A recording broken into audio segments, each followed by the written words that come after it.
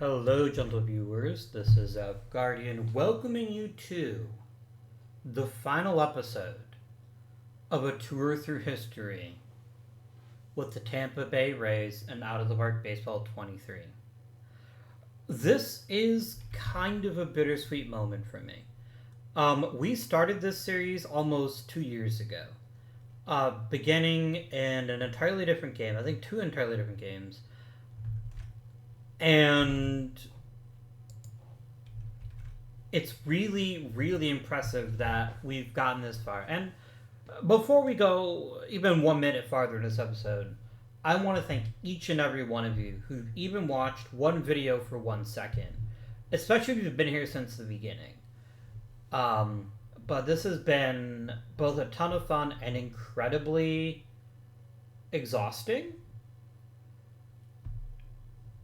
Trying to keep a running narrative for this many episodes of any series, really. So, now you may be wondering what's going to happen next Monday. I will get to that at the end of the video. I know I'm a giant asshole. That's just how I am. But at the end of this episode, after we've done like the review, talked about how some of the histories worked out, then and only then will I reveal what's going to happen next Monday. But I think you'll like it. I will preface this by saying that the majority of people who posted anything seem to like this idea, so that's exactly what we're going to do. I was curious. I wanted to check Steam to see if I've played this game, how much I've played this game. OOTP 23 currently ranks 6th all time in my OOTP library. In my Steam library.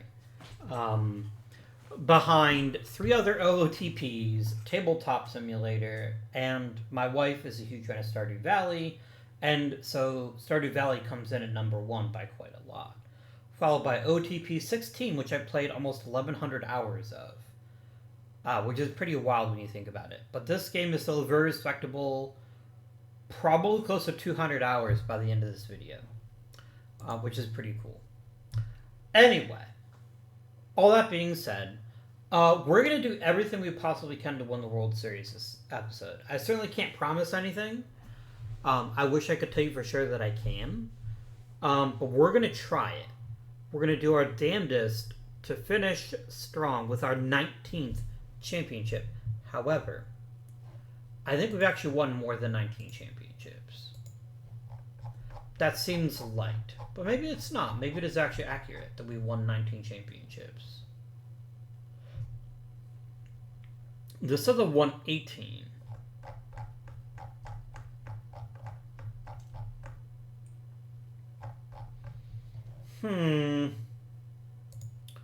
But, it is 18. Okay, so that is actually accurate. 46 playoff appearances sounds impressive when you consider we've been baseballing now for 250 years. A little bit less so. Or is that 150 years? No, it is 150. I can't math. I'm sorry. You knew that. You knew that when you got in here. I won't apologize for it. So the question is, can we win a World Series to close this out? Our best chance is probably that first year. But I think with some talented maneuvers, I think we can maybe get close. So the first thing we're going to do is we're going to take a look at our arbitration numbers and decide who's worth keeping and who is not. Anthony Banda is certainly not a thrilling player by any stretch of the imagination. He's not terrible, but it's difficult to call him very good. That said, he is a left-hander, and it's always used to have extra lefties, so I guess a 1-year extension isn't the end of the world.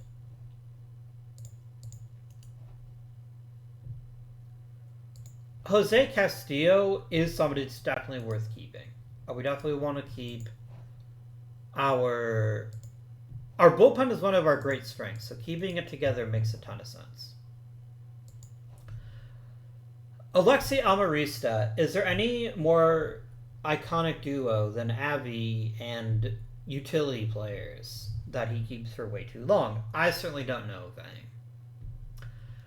I don't think he's worth it. I think we're going to go ahead, thank him for his service, and non-tender him. Ryan the Chimp here could be a good addition. I'm certainly willing to pay him $2 million to find out. I'm not giving you a multi-year deal though, because there's no point. And Shohei Ohtani naturally is going to get an extension.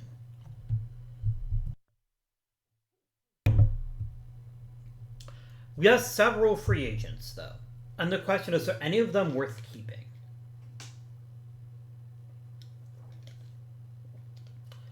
Here's our problem. If I re-sign any of these fuckos to an extension, I probably can't afford to keep anybody. Dexter Fowler was fantastic, but I don't think it's appropriate to dive in there spending millions of dollars just to keep a really, really talented fourth outfielder. That's too much money. Alejandro Dialsa. I can probably keep you for fairly cheap. I just don't think I want to.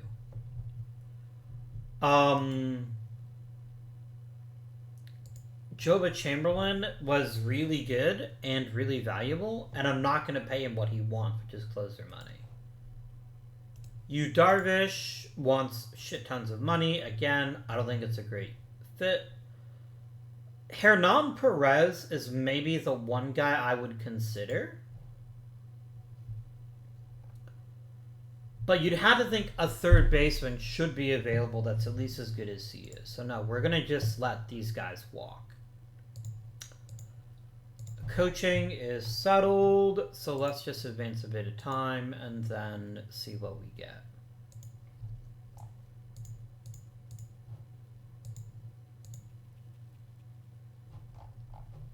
Okay, let's go all the way to the end. Let's go to the Hall of Fame voting. Our second to last. I will end the series once we get to the very end for our last Hall of Fame class. So, Joba Chamberlain ended up winning reliever of the year. A Silver Slugger for Bryce Harper, who was also the MVP. Oh, wow. Look how close that was. That's truly bonkers. Like, literally one person... That's insane. That's truly incredible, and I'm really happy that he won. Well, holy cow, that was close. I think ultimately it's because Bryce Harper can play the field and did, whereas Rafael Devers was only a DH and a batting champion. But very cool. Very, very cool. Let's do some voting. Rich Becker, why not? 70 WAR is pretty damn good. I'm gonna let that happen.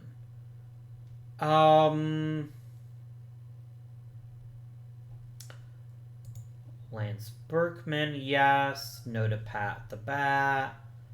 No, no. No. No, no, no. Yes. Actually, a pitcher with around 60 WAR probably also deserves consideration, so I will go for Escobar. No to Furcal. Definitely no to Trey Gloss. Yes to Todd Helton. So far, the first definite Hall of Famer I've seen. Chucky J, I'll vote for him. Adam Kennedy, no. Matt Lawton, yes. Derek Lee, definitely. Definitely. Get it? Kevin Millwood, yes. I think he's doomed. He's only got 10% in his fourth year, so meh. Raul Mondesi is kind of meh. I'll vote for Morrison Moose.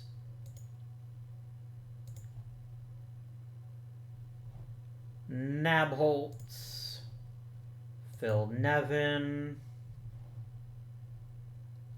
Daddy Mags has over 3,000 hits, so that's kind of a given.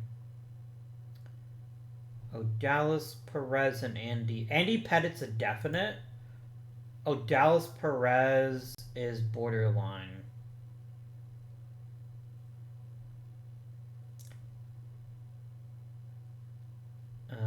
Jason Schmidt is a yes.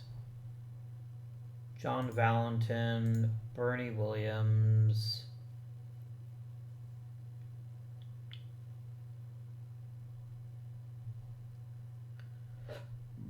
Oh, excuse me. Oh, golly.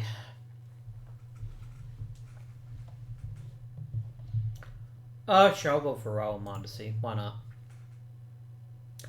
Somebody asked me if I thought Ichiro Suzuki was a Hall of Famer. I'm gonna say that for Friday's video because he's no longer eligible in this sim because I want to show you guys his actual stats in real life before I explain my answer. So something to look forward to on Friday for sure. Hall of Fame voting is done. Okay, free agency. We need a third baseman and a center fielder ideally. Plus we need at least one starting pitcher. That's the shopping list. What can we accomplish? What can baseball do for you? First of all, let's sigh and imagine where we have George Springer. And then just immediately forget about it, because it's not happening.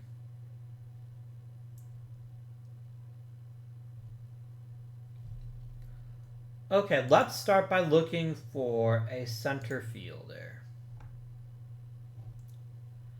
And I want somebody who's not terrible at it.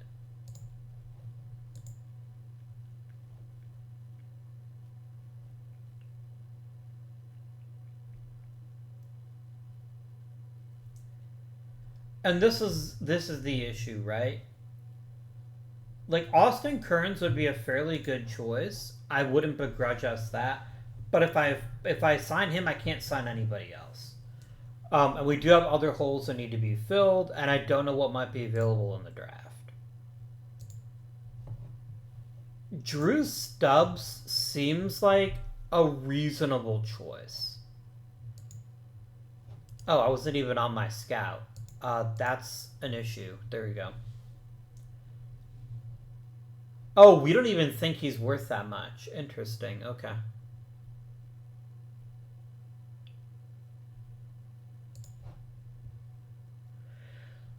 I think Desmond Jennings is a fair pick. I think he'll be the choice. I don't love it, but for now, I think it's fine.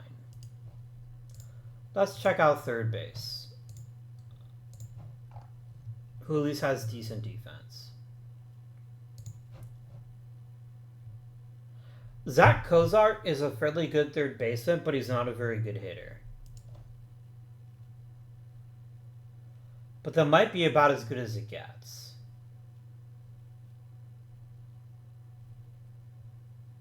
Yeah, Zach Cozart is, I think, as good as we're going to get for a third baseman. Look, at very worst, he's a really helpful utility guy. So I think we'll go ahead and offer him a deal. 1 year, please. Just the 1 year. And then let's talk starting pitching. And this is probably going to be the last thing I can invest in. Clayton Richard. Nah.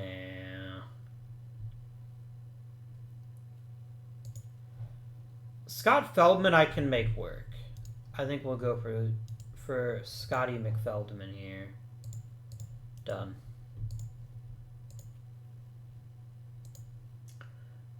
Oh, I forgot completely about Casey Mize.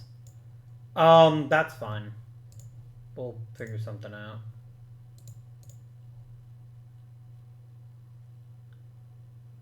No, Isan Diaz is literally terrible.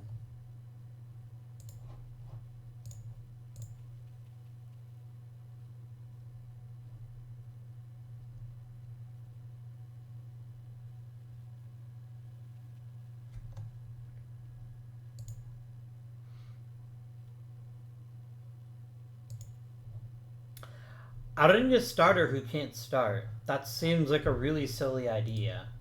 So I will politely but firmly decline. We lost you.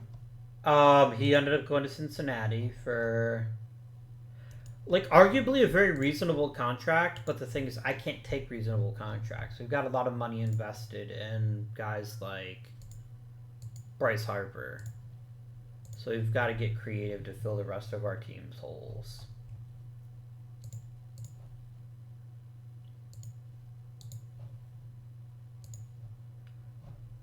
Let's not even waste time. Let's just auto draft until I get to pick. Wait, seriously? This draft legitimately only had pitchers in it. Oh, that sucks so hard.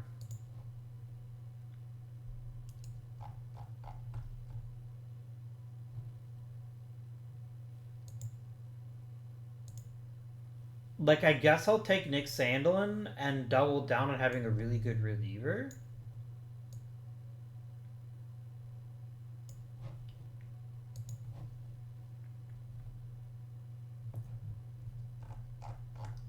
Like, this is quite literally the fucking worst. I'll draft Gilberto Celestino because at least has the potential to be an interesting hitter. But wow. And literally nobody here can hit. Seth Beard can kind of get close. Like, I get it. This is basically real life at this point, so we're not going to have people with a ton of upside. Damn, son. Okay. Alright. I'm just going to go ahead and auto-complete the draft. Friends, I have very, very sinking feelings about us being able to make the playoffs this year. Let alone win the World Series. It's because of Bryce Harper. And yet, if we're going to win the World Series, it'll be because of Bryce Harper. So, we're kind of boned no matter what. Ask not for whom the bone bones, it bones for thee.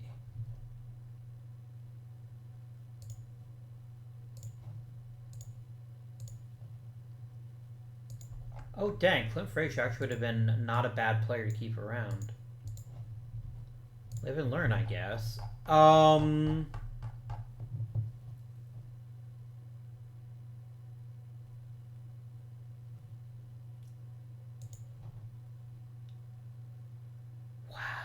Drew Robinson can literally play second base badly and has very little other value. Yeah, I'll take Chris Triunfel, just so I can have a decent infielder. Maybe. I'm ultra bummed right now. I'd hoped for a much bigger offseason. The Orioles ended up with Anthony Santander. That's very on brand.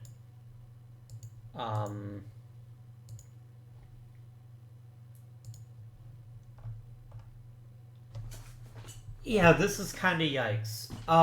This is kind of real yikes. Fine.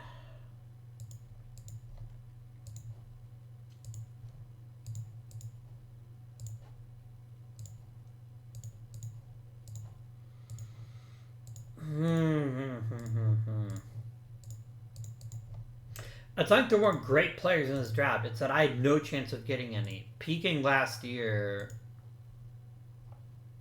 could be a big issue. Okay.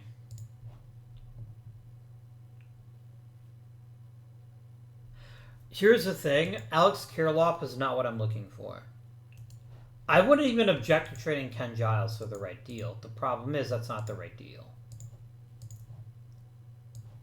Cozart and Feldman both make the roster.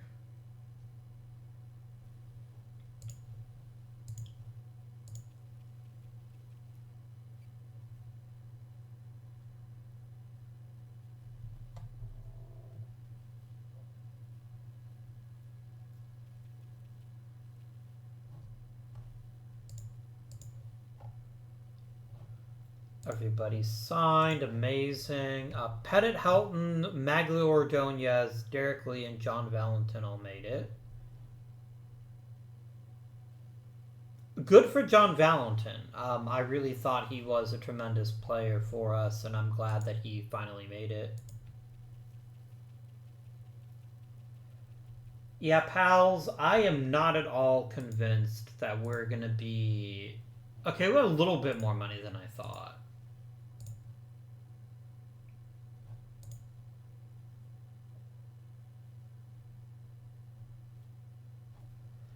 Is there a player to be had? Is there another free agent of some interest?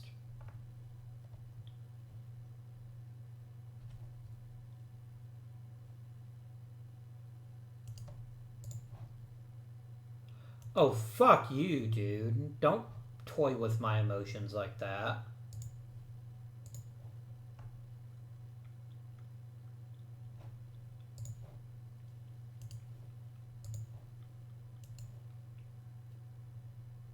I mean, Adam Jones at least has some offensive capabilities.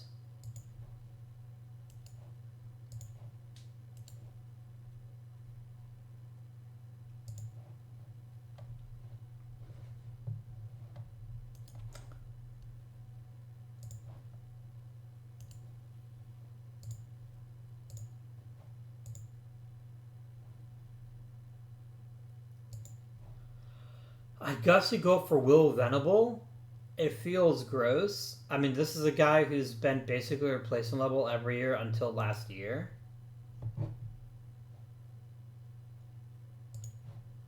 I could go Peter Bourjos and hope that his defense will carry us. I think I will go... Like, we're going to need superior defense, so I guess I will invest in that. It feels kind of gross, though. It feels kind of real gross.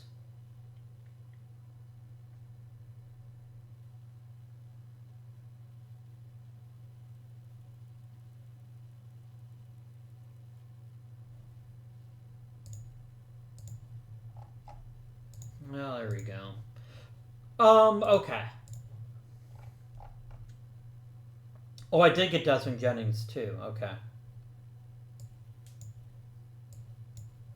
Let's have a good old-fashioned race to the fucking bottom as you figure out who can actually not embarrass himself at the position.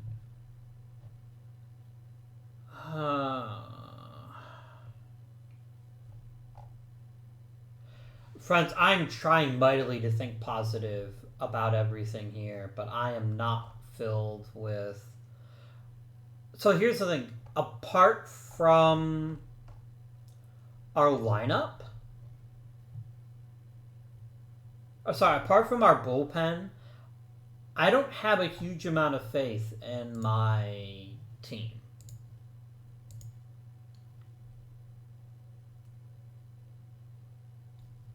Can Ryan Schimpf play third base? I mean, he's pretty terrible at it. I don't know why you wouldn't play Cozart at third and play Schimpf at second. Look, for purposes of spring training, I don't care. We can make that work, I guess. And then set up all the things here.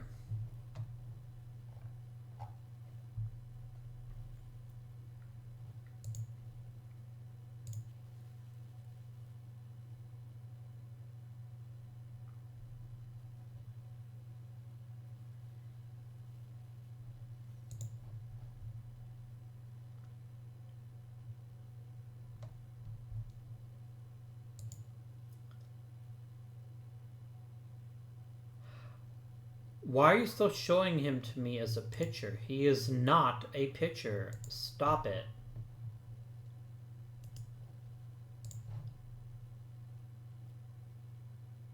Yeah, it's a stupid deal.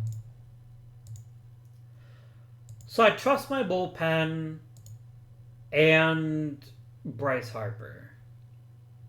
I think that's the extent of what I feel great about on this team. I'm also reasonably pleased with Shohei Ohtani. I don't want to pretend that he's not also incredibly valuable to this club. But our team is incredibly old. Game, don't fucking dare. Don't you fucking dare.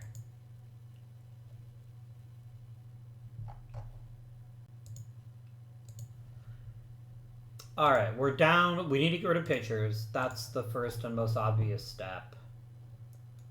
Fuck off, Justin Dunn. See you later, Brian Ellington, Dakota Hudson, Jesus Luzardo, and Ramos.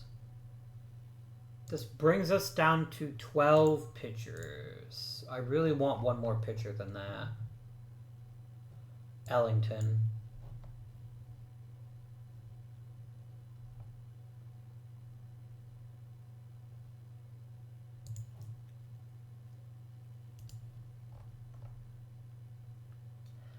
And then Michael Reed goes to the minors.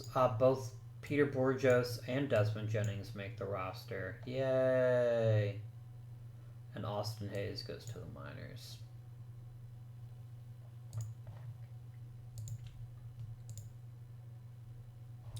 No. You're being obtuse deliberately. And I want no part of it.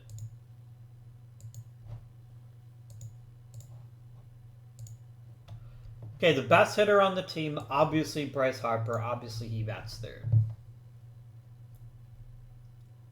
And then I think... yeah, Jason Hayward continues to lead off. Buster Posey hits second. I like that idea a lot.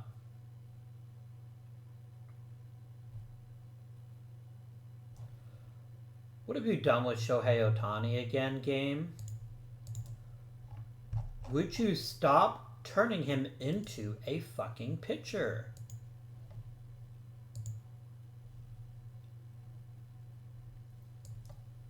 So Shohei Ohtani hits cleanup.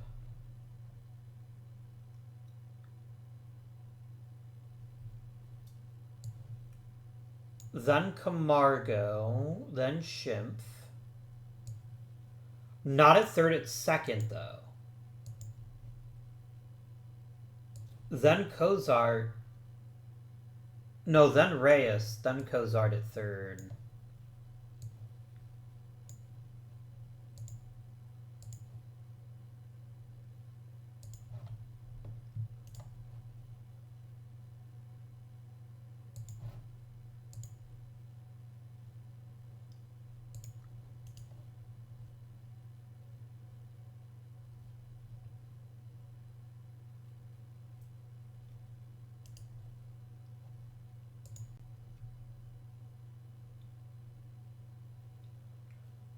And then, golly.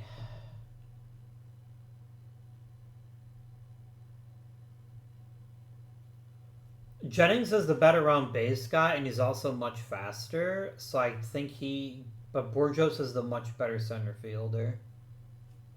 Yeah, I'll take Bourjos. And then generate me a depth chart, please.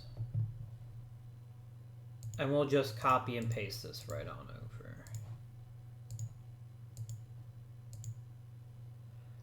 Game, stop with fucking Ohtani. Stop making him disappear.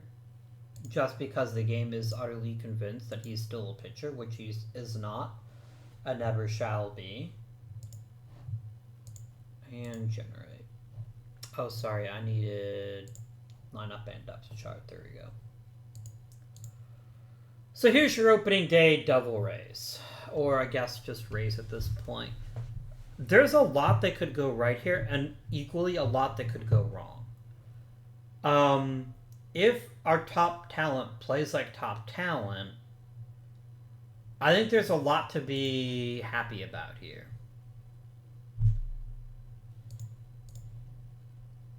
Oh my god, game. I fucking swear. I will stab you in the throat if you don't quit trying to make him into a pitcher. Just stop.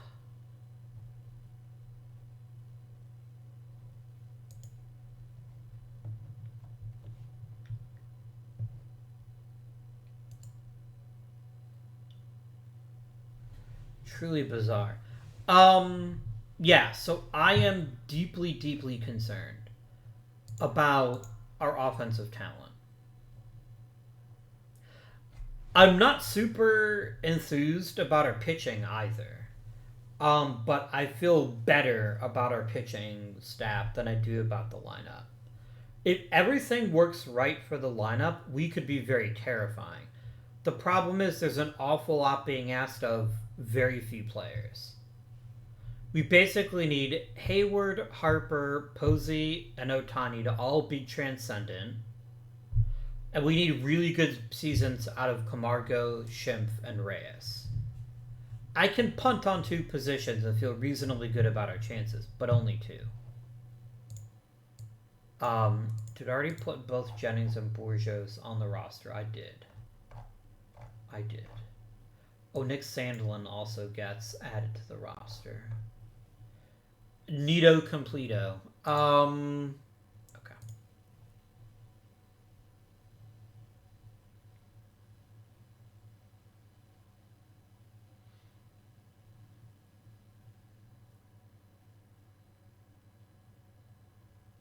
Okay.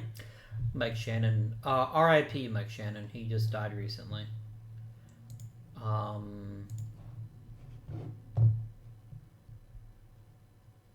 Hey, cool. Sunny Gray decided it's awesome to just walk people all the time. I love that. I love that for us. No, wait, it's the opposite. I hate it. I hate everything fucking about it. Anyway.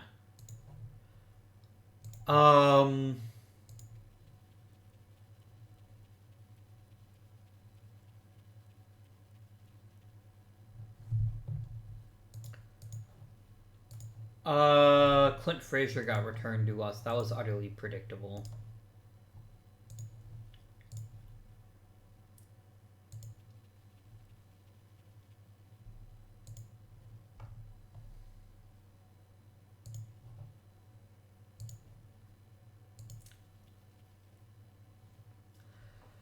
Oh, this season makes me uneasy. It makes me extremely uneasy.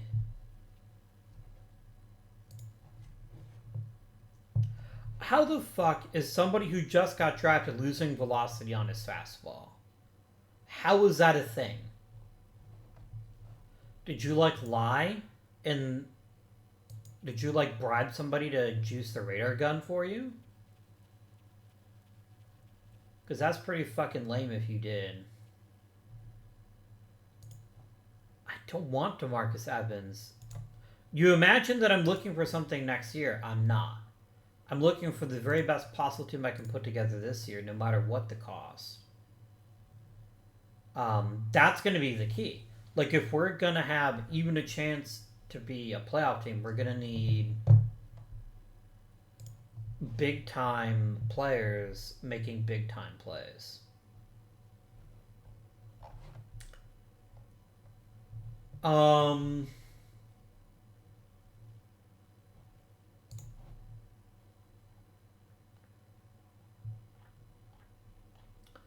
Wait, what? You have 23 home runs in 2 months. And if you hit one more home run, you'll tie your career high. No, that's not true. 40 is your career high. Hey, if you're gonna hit lots of home runs, I will give you all the props. There will not be a single prop left ungiven to you, my friend. That's pretty bonkers. So how's it looking so far? Jason Hayward has declined steadily over the past couple of years. And he's still drawing walks at a ridiculous rate. But I think we need a punt on him. We need some kind of improvement in left field. We need Shohei Ohtani to play better too, but I'm reasonably sure he's got something for us. But yeah, I can't keep Hayward if he's gonna play this poorly.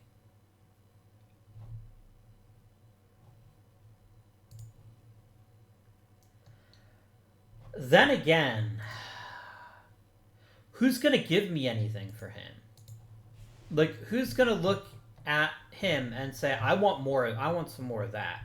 His BABIP is comically microscopic. there's every reason to believe that he's going to turn it around the second half of the season. I don't know if I can wait that long. I genuinely don't know if we can afford to wait that long. Are there interesting trades to be made? I would love a pitcher like an Anthony DeScalafini, but I have a feeling you're going to want something reasonably good for that I probably can't afford to trade. I can ask, though. Yep, you're just like, nope.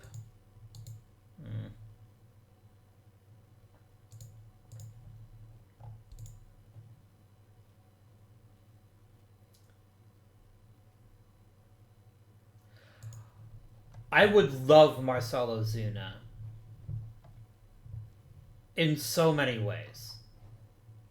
Maybe not over Jason Hayward, but I think he would be a very excellent addition to the club.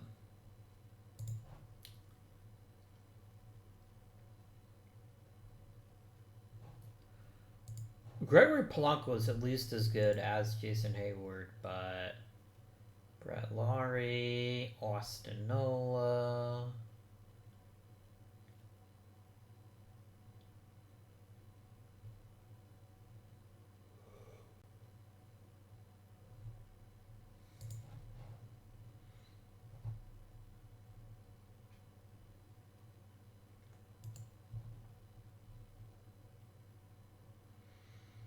Is there a player here that significantly increases our chances of success? Starlin Castro's got the glove at shortstop, but that's really all he's got. Do I want to replace Jason Hayward, first of all? Only if I could trade Jason Hayward for whatever we're going to acquire.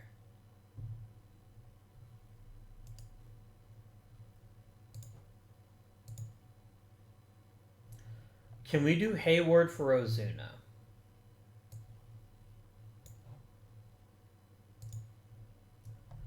Not unless I give you something really exceptional.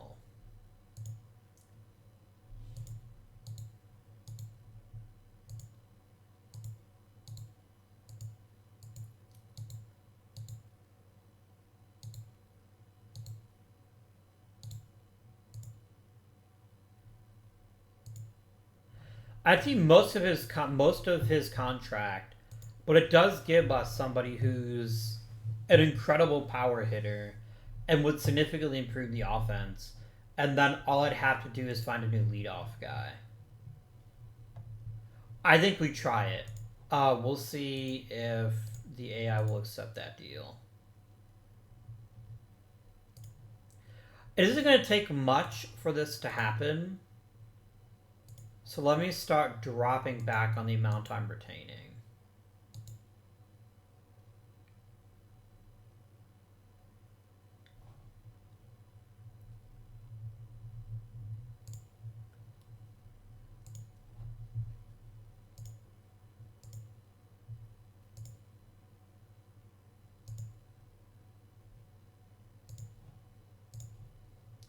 I will happily give you crappy prospects. Done.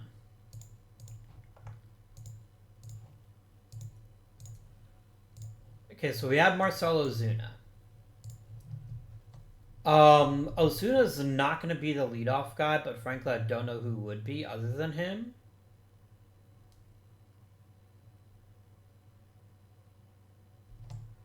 So I think maybe no, Ozuna's too good. I think we go Posey and then Camargo. I could also upgrade at first base too. This is a possibility. But yeah, Ozuna is gonna drop in there and strengthen us significantly.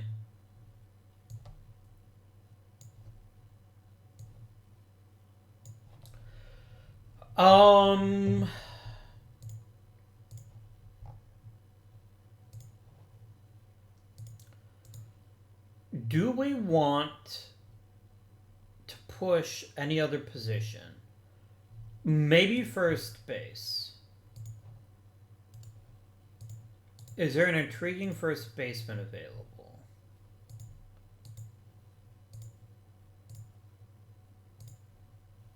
Is anybody eager to first baseman? Freddie Freeman would be decent, but I think Camargo is more useful for our current club in its current predicament.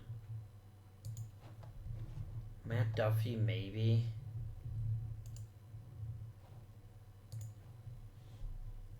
When it comes to grabbing like a Gregory Polanco and just be like, here, learn first base. But I'm not going to do that.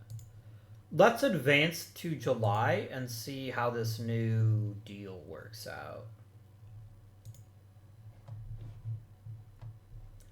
You would give me a whole bunch of players for Desmond Jennings, none of whom are even remotely intriguing to me.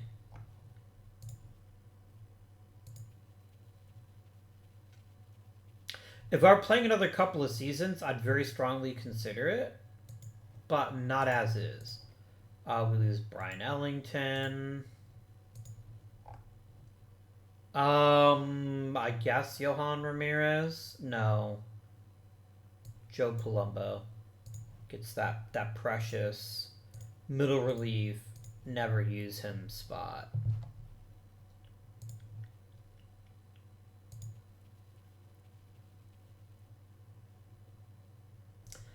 The fucking Blue Jays have just been so damn good. It's so hard for us to get past them.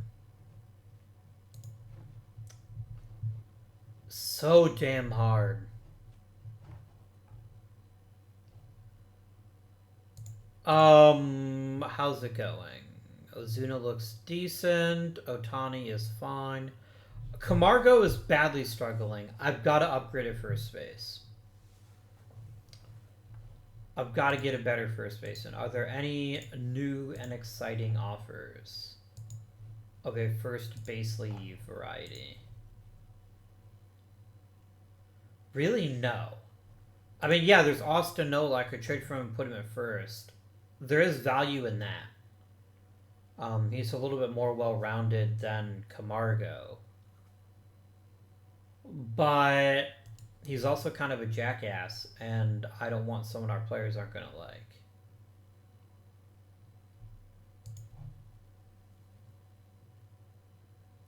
A DJ LeMahieu type would actually fit reasonably well if I could afford him, which I can't. But if I could. Oh, you would do it straight up for Camargo.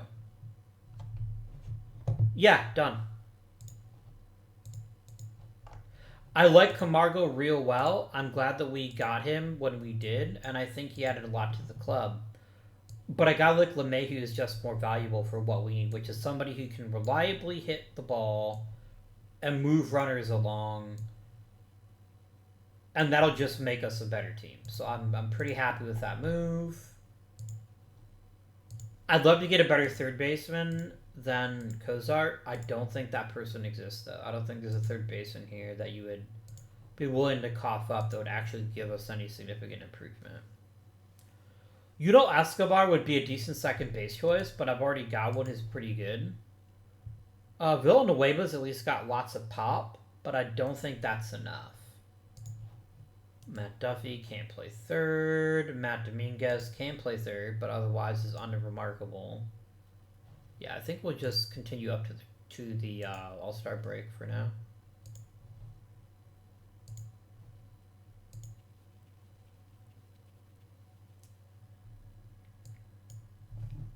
Here's my problem. I don't have a shortstop that I trust.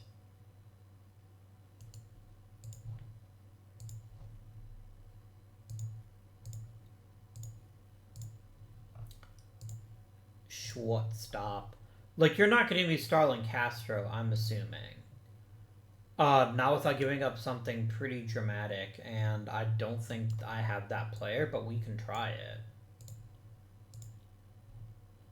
I'm not giving you Posey or Harper. That's an utter non-starter. I can't do that. Afraid I can't let you do that, Dave. Tim Beckham is the only other choice. That's gross.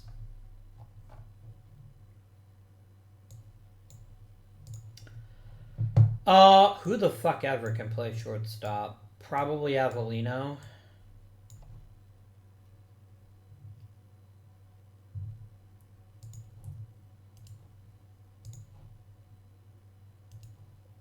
He's not the worst, but he's certainly not good. Whatever. Go ahead and reset these two lineups here.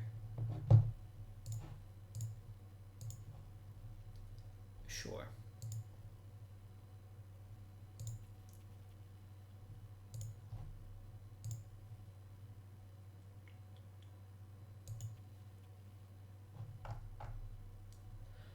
I wonder if the chimp made the roster. He did. He made the all-star team.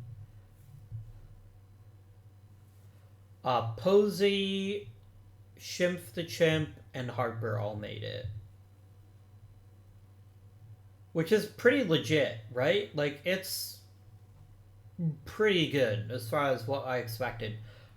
Ryan Schimpf hitting 36 fucking homers is not something I entertained in the wildest of my dreams. But I am here as shit for it. I'm absolutely here for it. Every second of it is mine, and I'm happy.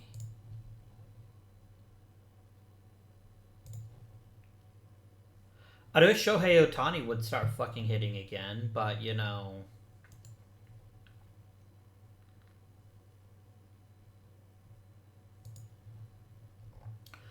I think we're a more dangerous lineup from top to bottom with the upgrades that we've made.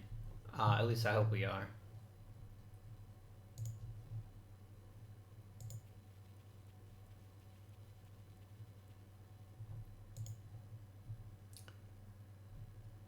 No. There is nothing of even the remotest interest.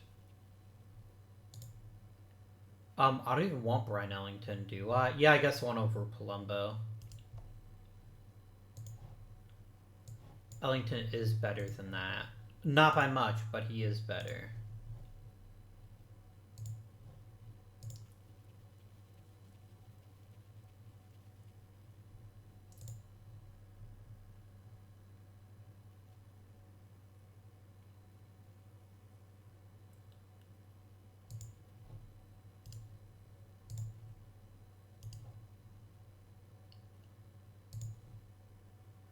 I don't hate Matt Boyd.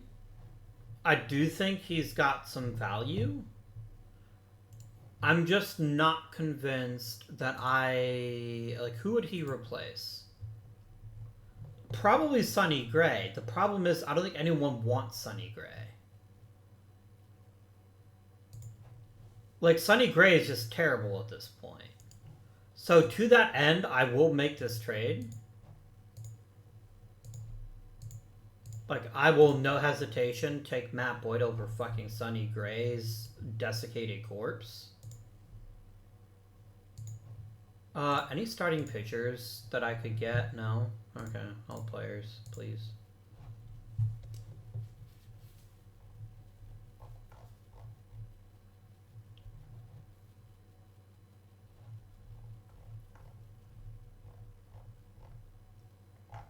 I'm gonna trade for a Keone Keela.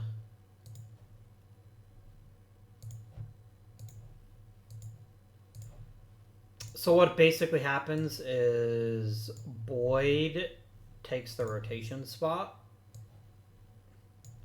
How long is fucking Nick Anderson out? He's out for 1 day, okay. And then Keone Keela replaces Brian Ellington.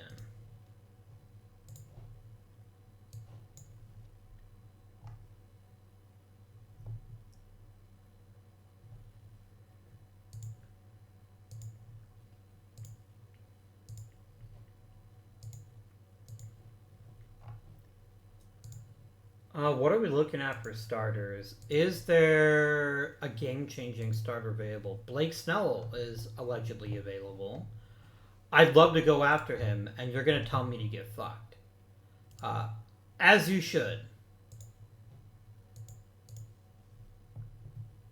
I can't give you Marcelo Zuna. I need my bat to be as batty as possible.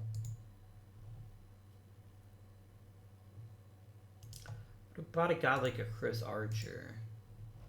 Oh no, you're even less likely to give him up. Okay. Could I get Garrett Cole? Wow. Teams really want like elite players for their pitchers. It's gross. It's disgusting. Yeah, I can't give you any of those pitcher players, so I guess we'll just go to the trade deadline day.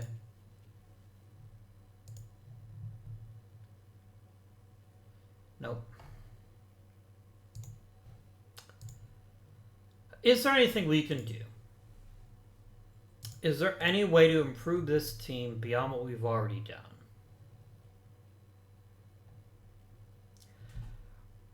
I mean, getting rid of Sonny Gray is going to help quite a bit. The bullpen is still fairly good. Our defense is fucking terrible. But I don't think I can do anything about that.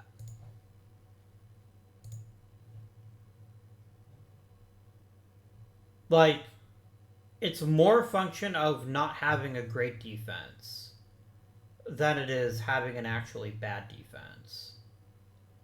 Like, Schimpf, Ozuna, and Harper are fine in my opinion. I don't really think either one... Like, I'm not going to bench any of those guys, so I don't care how bad their defense is.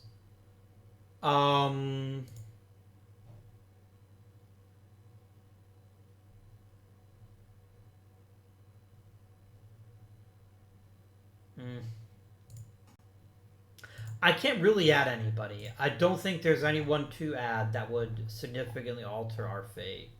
I think we just have to just keep on playing and hope that our team can get into the playoffs. And then hope that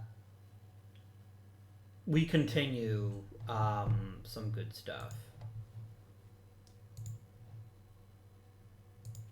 Here is my thought. Okay, Jose Reyes is better than Teneufel.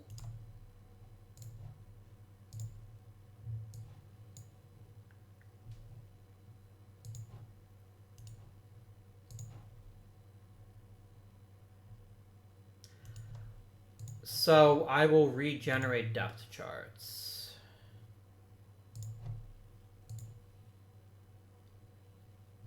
You are absolutely not fucking starting Jose Reyes over Schimpf. That's no.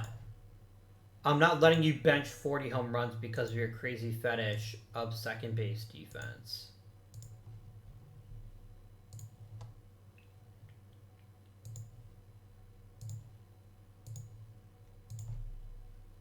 Yeah, I think he's better suited to being in a secondary role just because Adelino is a bit more consistent defensively.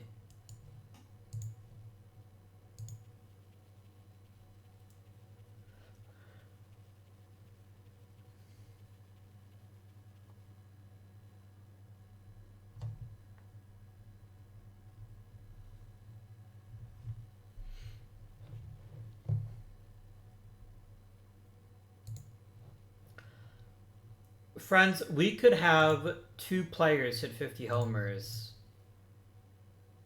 and I still think we missed the playoffs at this point. I hope I'm wrong, but I'm beginning to suspect that I might be right. But we shall see, my friends. We shall see.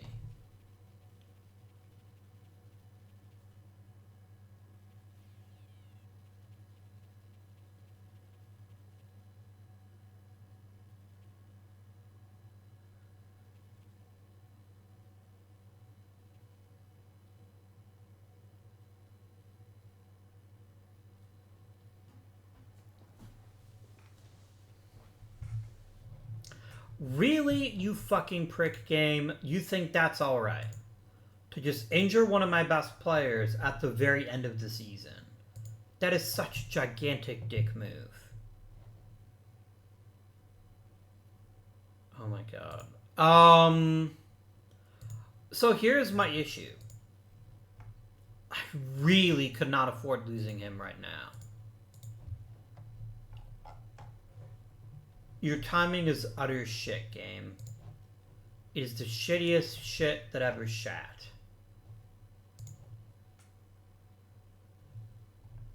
And I don't have an answer for it. Like, I don't have another player that can play left field. Austin Hayes can play left field. He's also terrible. Oh my god, game. And here's the worst part. Even if we somehow miraculously make the playoffs, he won't be healed until maybe the World Series because he's out for 3 to 4 weeks. I gotta keep going, though. I don't have another choice. And to be realistic here, like, our one hope is that the A's fuck up. Because if we look at the wild cards here,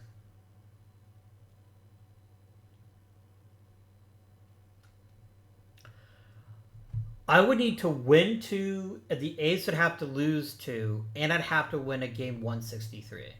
That's what it would take for me to get into the playoffs at this point. So if I lose even 1 game, our season is over. Which I just did. Hmm.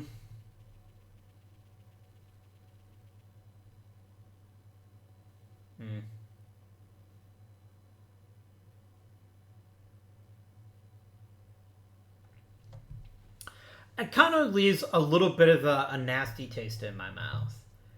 That this is how it all ends. I'm not, like, furious or anything like that because, look, by any conceivable notion, we've had a run. Let's quickly look at our position players. Let's first of all convince the AI once again. Shohei Ohtani is not a fucking pitcher. Please stop. Thank you. So what went well? I had my 250 homer guys. Bryce Harper was arguably even better than he was last season when he won the MVP. Is another MVP in the making for him? It's hard to say because we didn't make the playoffs, and you know how voters can get about that stuff. Buster Posey was phenomenal. This is the best year of his career. Phenomenal. If you had Ryan Schimpf being worth 4 fucking wins by himself, you're a better prognosticator than I am. He didn't get many hits, but when he did get hits, over half of them were homers, which is not remotely sustainable, but still incredibly entertaining. Marcelo Zena was incredibly crucial down the stretch. I have every expectation that if he had stayed healthy or would have gotten him sooner, we'd probably make the playoffs. DJ LeMahieu was a nice little pickup. He gave us stability for us. He wasn't that great for us, actually. He's kind of a bummer. Shohei Ohtani does what he does. He hits lots of homers, and that's basically it. Desmond Jennings, Zach Kozert. I mean, shortstop was a fucking dumpster fire. As was third base, as was center field. Whatevs.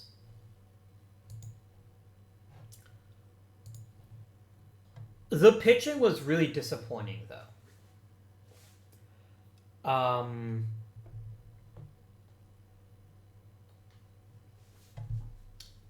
In oh so many ways, the pitching didn't get it done.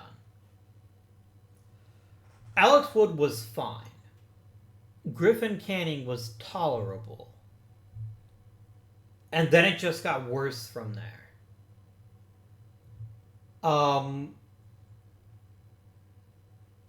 And, like, Casey Mize was really terrible.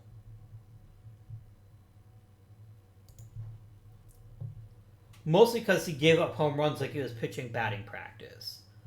A Casey Mize who can keep the ball in the park is a much more effective pitcher. Regardless. A lot went wrong this season. Even the stuff that went right wasn't enough to offset the stuff that did go wrong. Namely, our starting pitching wasn't there all season. And even though the bullpen was still pretty effective, except for Nick Sandelin, at the end of the day, it wasn't good enough. Wasn't good enough. We're going to sim through the Hall of Fame, and then we're just going to talk about how everything went. And as a whole, we're going to talk about how everything went and then go from there. Hey, another MVP for Bryce Harper certainly isn't the worst. This time was a little bit more by himself. So you got... I hate to blame Bryce Harper for us not being better, because who fucking buddy, he has been amazing every season we've had him. Truly. Truly amazing. Keep in mind, $8 to $10 million per war is considered reasonable. Even $50 million, he's a steal. That said, $50 million to one player means I can't assign that money to multiple players. And I think signing Harper, while making us a really great team, ultimately hurt our depth and made it much harder to keep up in other areas. Could I have gotten a right fielder as good as Bryce Harper? Don't be fucking stupid. Could I have gotten one, like, say, 70% his skill level for half his salary? That, I think, is also obvious. But let's talk Hall of Fame. Let's do one last ride here, and then we will break down everything. I'm going to keep all the guys I've already kept. Adrian Beltre is an obvious pick. I'm going to vote for Milton Bradley. It's not going to matter, but I'm going to vote for him anyway, because that's actually a pretty reasonable line. Alex Gonzalez extremely clearly deserves to be in there. Richard Hidalgo, 1,000 times yes. Look at Chipper Jones's fucking ridiculous career. You love to see it. You absolutely love to see it.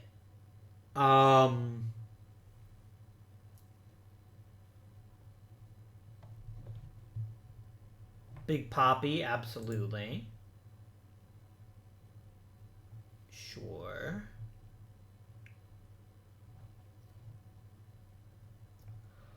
That'll do it, amigos. There could be a whole lot of first-time Hall of Famers here, so let's jump up to that.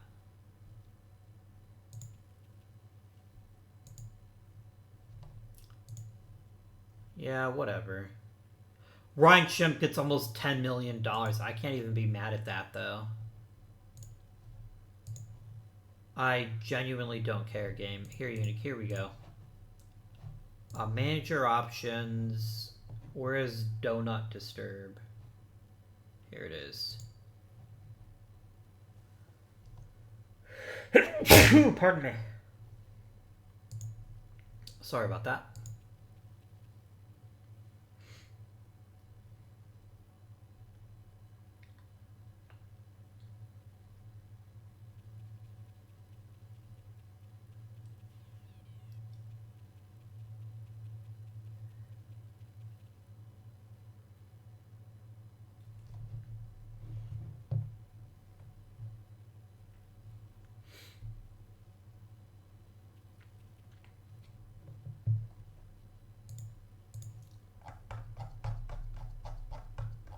Who made the Hall of Fame?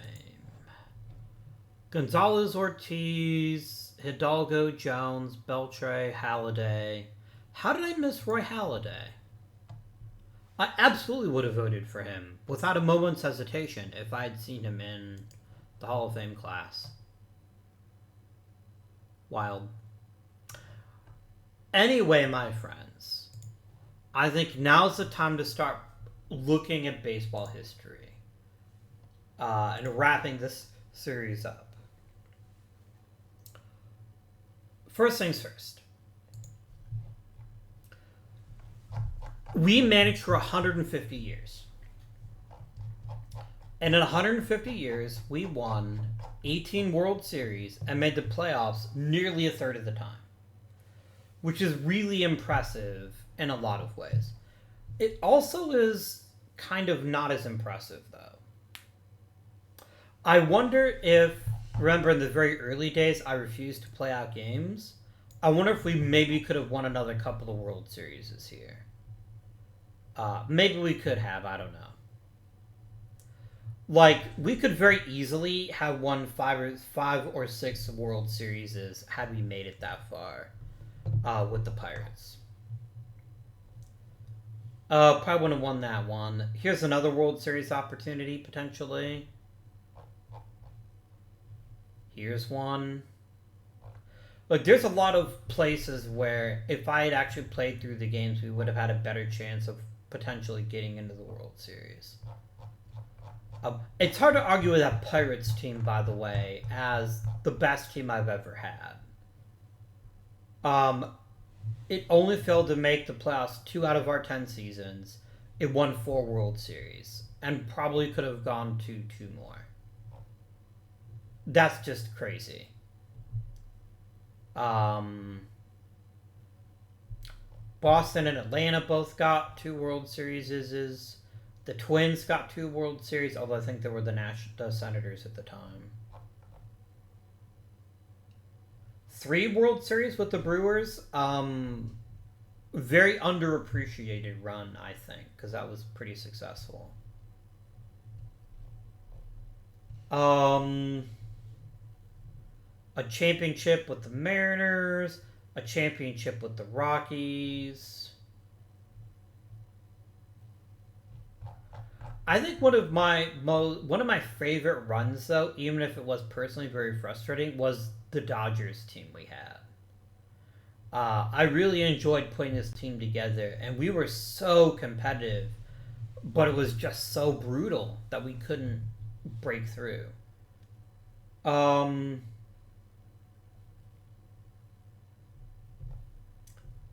Damn, the Brewers were great, though. The Brewers were probably my second best team.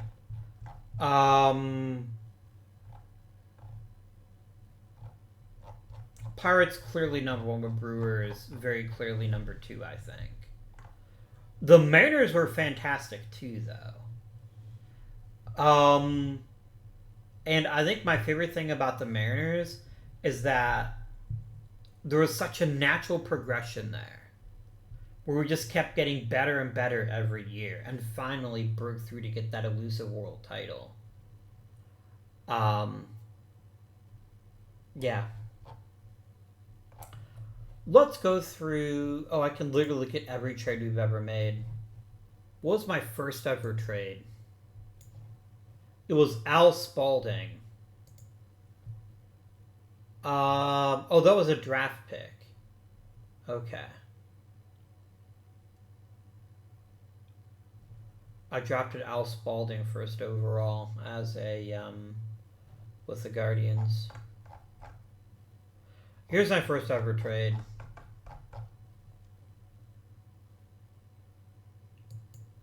Oh, little pluses and minuses. I see that's losing a player. So he traded Frank Fleet for Chick Fulmer, which I think did work out quite well, all things considered.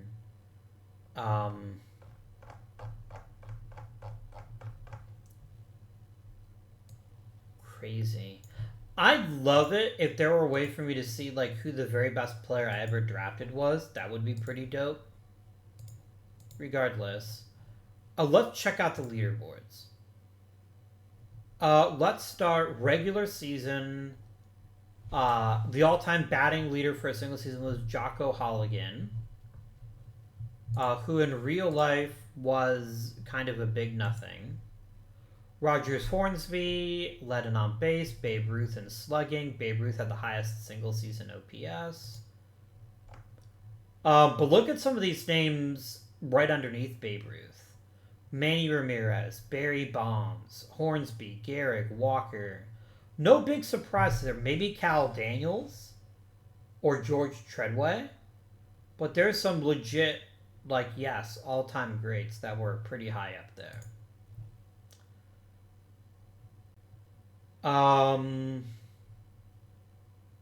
Hey, Michael Kadire played 163 games. One of only 4 men in baseball history. And in addition to Norm Cash, Carlos Guillen, Von Hayes, and Miguel Cabrera. So I guess 5. I can't count. I'm sorry. Barry Bonds with the most runs scored in a season. Steve Brody before that, almost 100 years to the day. Wild. Mike Greenwald leads for total bases, just 2 over Manny Ramirez in 1998. Mike Greenwald wasn't that great in real life, was he?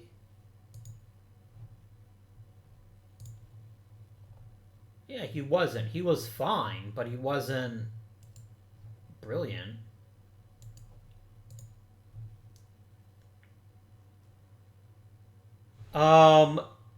Singles in a season, Richie Ashburn. Nobody else ever topped 200, although a couple other players came close.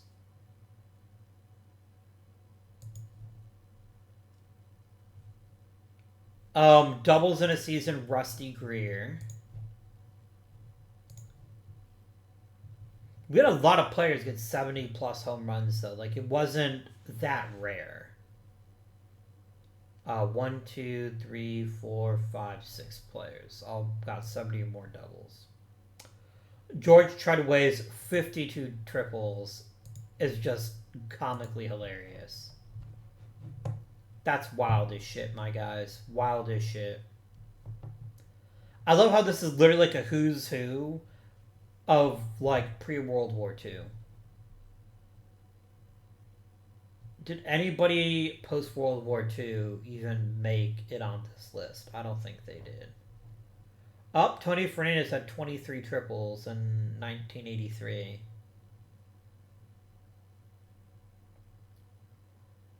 Did I miss any others? I don't think so. Giancarlo Stanton, 84 home runs. I think the most ridiculous thing that's probably happened is the sheer number of home runs that we saw.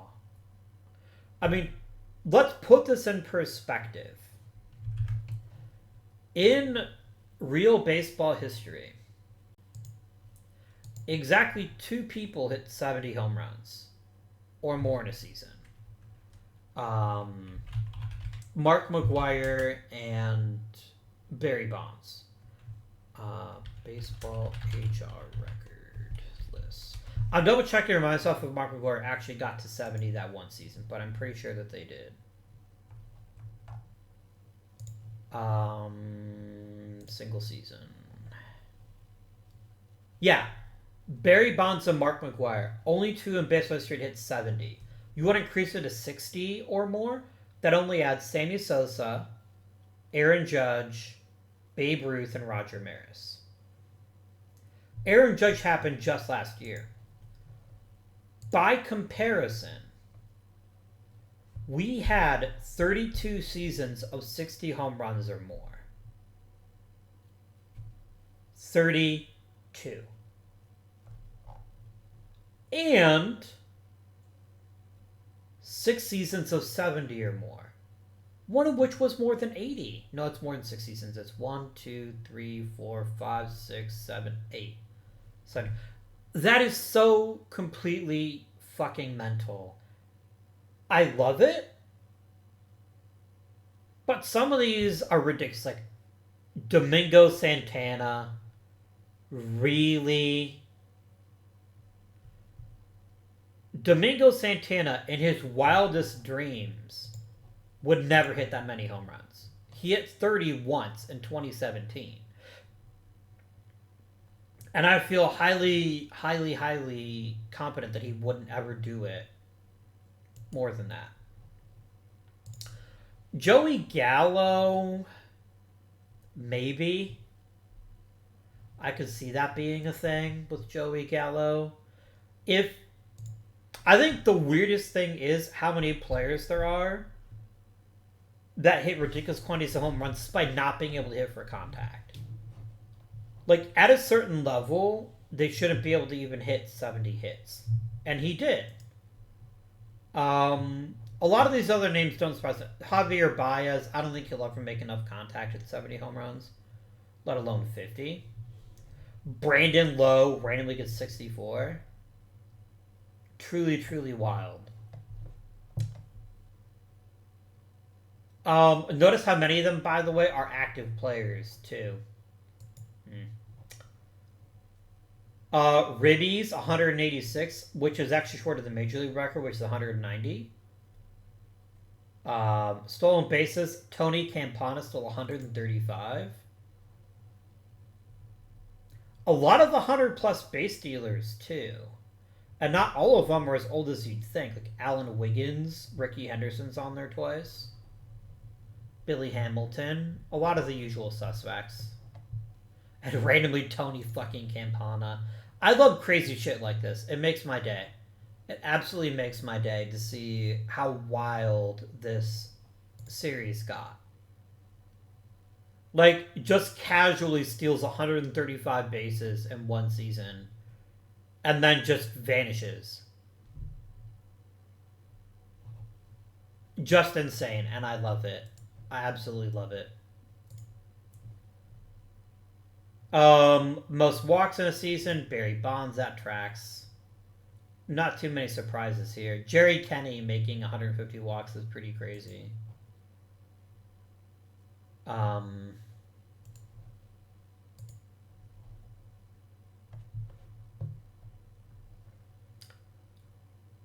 A WAR in a single season.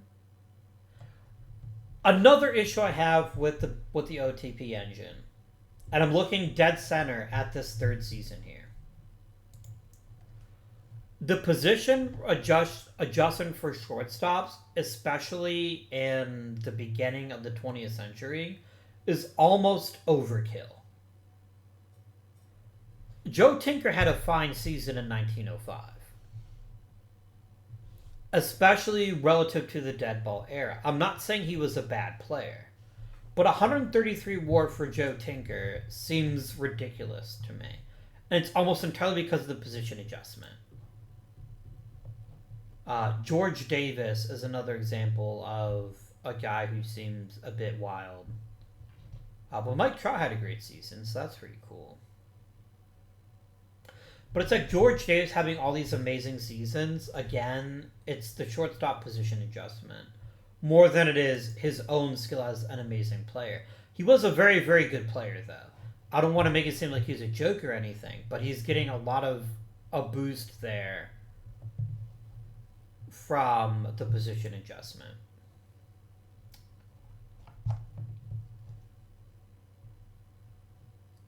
Okay. Career leaderboard. A 350 batting average by Billy Hamilton. Oh, it's the original Billy Hamilton, except no substitutes. I see. Larry Walker had a really damn good batting average, though. Real good. Shoeless Joe makes the Hall of Fame and is an all-time leader. You love to see it. Then you start getting into some of the other guys in the double who just weren't that great, like Dick Burris. Like, yeah, he had a 334 career batting average, but only got 1,000 hits. Because he barely played. Some real good names on this list. On base, again, Billy Hamilton. Oh, career slugging percentage being Javier Baez is pretty wild, pretty zany. Can we talk about, though, how fucking amazing Jimmy Fox was? Like, I think my favorite part about Jimmy Fox being a fucking baseball megastar is he was almost that good in real life. Like, you would have to look far and wide for somebody who wouldn't consider Jimmy Fox not just an Inner Circle Hall of Famer, but one of the best first basemen to ever play the game. This one was cartoonishly overpowered. Nearly 5,000 career hits. He played for almost 30 years and had over 600 homers. He leads every single offensive career level except for OPS. And let's not miss Larry Walker here. This is not a Larry Walker who played in Colorado. He spent most of his career with the Cubs and was just that damn good, which is pretty awesome too. Joe Kelly's nearly 400, over 400 triples. Can we talk about Mark Moore having almost 1,000 home runs? And again, I just want this in perspective. I know we all know this, but it's worth noting. 4 people in Major League history had over 700 homers. 4. A-Rod came super close. If A-Rod had stuck around, hit 4 more home runs, he would have been number 5. There is no active player that is within striking distance of 700 homers. Miguel Cabrera's got over 500. He's retiring this year. Nelson Cruz, never gonna make it. Mike Trout, I guess, would be kind of neat.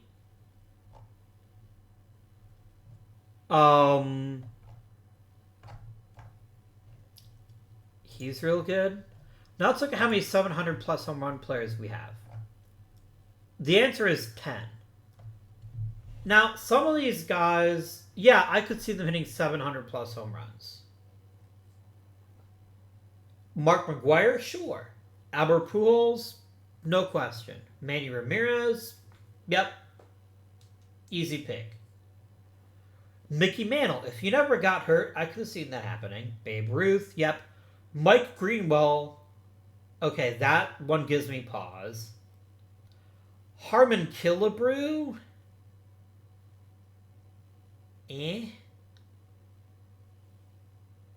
maybe, like, the real Harmon Killebrew did hit a lot of home runs, but not 700.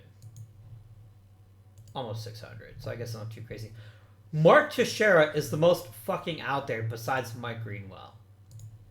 Mike Greenwell, I will have you remember, had 130 career home runs. Not 200, even. Mark Teixeira was better than that, but like 400 home runs is not 700 plus. A-Rod, sure. Jesse Barfield? The man had 250 home runs his entire career, yet he casually hit 713. The home run numbers are truly comical. Brian fucking Hunter, 691 home runs. Are you joking? That is 10 times more than he had in his entire career in real life. That's not a slight difference, guys. I remember very distinctly when Brian Hunter would hit like 3 home runs in a season and people would lose their shit. I remember there was one season, there was like this long countdown to who would be the last person to hit home run. It ended up being Brian Hunter, who hit it like the last couple weeks of the season for like 1 or 2 home runs that year. 6-7 career home runs, not this one, nearly 700. Sure. Rafael Palmeiro, absolutely. Frank Robinson, Jose Canseco, Boog Powell. He had quite a few home runs in real life. Not as many, but quite a few. Willie Mo Pena. He was always one of those guys that always seemed like he was victimized by injuries, but he always seemed to have the talent. You fucking Cal Daniels. Really? John Jaha, clearly one of the greatest home run hitters of all time. Some of these numbers, I just can't take them seriously. I literally cannot take them seriously.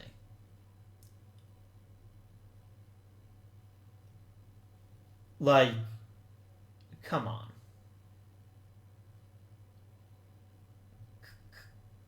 Come on. I love how Fred McGriff, who actually did hit more than 500 home runs, clocks in a 460, which is pretty funny. Yeah, some of these numbers are cartoonish, and I think home runs could have been toned down just a bit.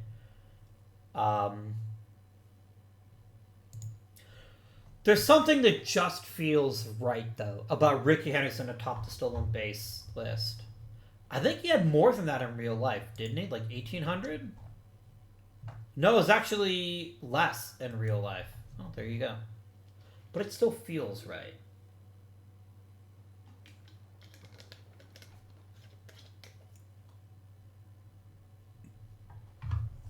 Carl Crawford being second on the list, I can kind of see. Because he was really fast in real life. He's another one who had a hard time staying healthy. There's totally a time, though, where I thought he had a chance to be a 30-30 guy, and he just never capitalized on that talent. Let's talk pitching numbers. Look at this microscopic ERA. Now, here's the thing. With ERA, it's hard to predict who's going to be really good, except it's going to be loaded with dead ball hitters. Picture which it is. Let's talk Clayton Kershaw, though, who has 2 sub-2 ERAs. Is any other pitcher have that many? Excluding dead ball. Sandy Koufax is up there, too. There's Tom Seaver and Bob Gibson. It gets a little bit easier as you get lower on the list. Clayton Kershaw again. So Clayton Kershaw, this just a real good pitcher. Remember, the all-time record for wins in real life is 41 by,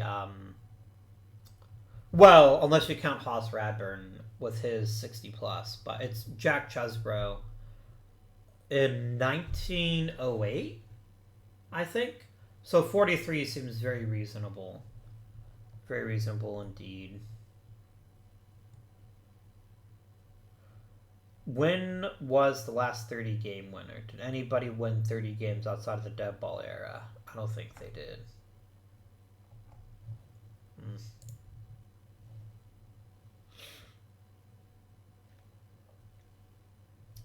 54 saves is the record by Rich Castor. Now, this is interesting. I actually find the save numbers to be somewhat low. I think there is a lot of shifting around closers that didn't happen in real life, which I kind of enjoy seeing. Games in a season, 97 by Brandon Compton of all people. Tommy Bond with probably one of the best seasons of all time. Strikeouts, Randy Johnson, that tracks. I mean, Toad Ramsey getting 341 strikeouts in 1886 is fucking insane. I love it, but it's literally insane. Complete insanity by every stretch of the imagination. Let's talk WAR. So the best pitching season of all time was by Doc White. His third year, I drafted him, didn't I? I think he was one of my Pittsburgh. I think it's one of the reasons we were so good with Pittsburgh. 470 innings pitched is going to get you an awfully high WAR. In real life, he was a pretty good pitcher, just not quite to the same degree. Mostly because I tried an experiment called making him pitch every inning until his arm fell off, which definitely helped his career numbers. Doc Gooden had a really good year. I'd never heard of this fucking guy in my entire life. Wild.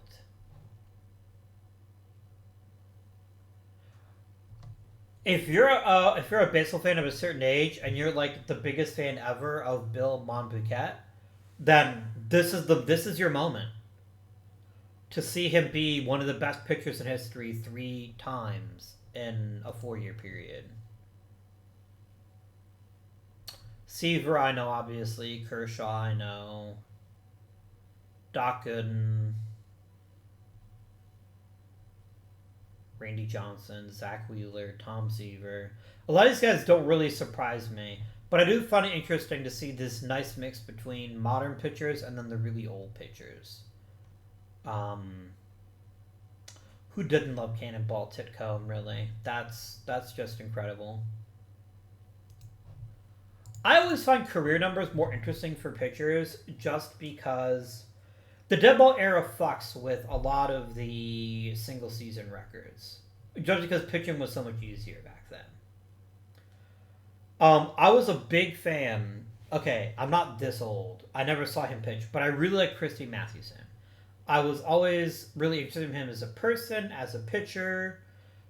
But as you go older, you realize Chris Metzen had it pretty damn easy compared to even Sandy Alcantara, just to pick a name out of my head of a modern pitcher who's considered quite good.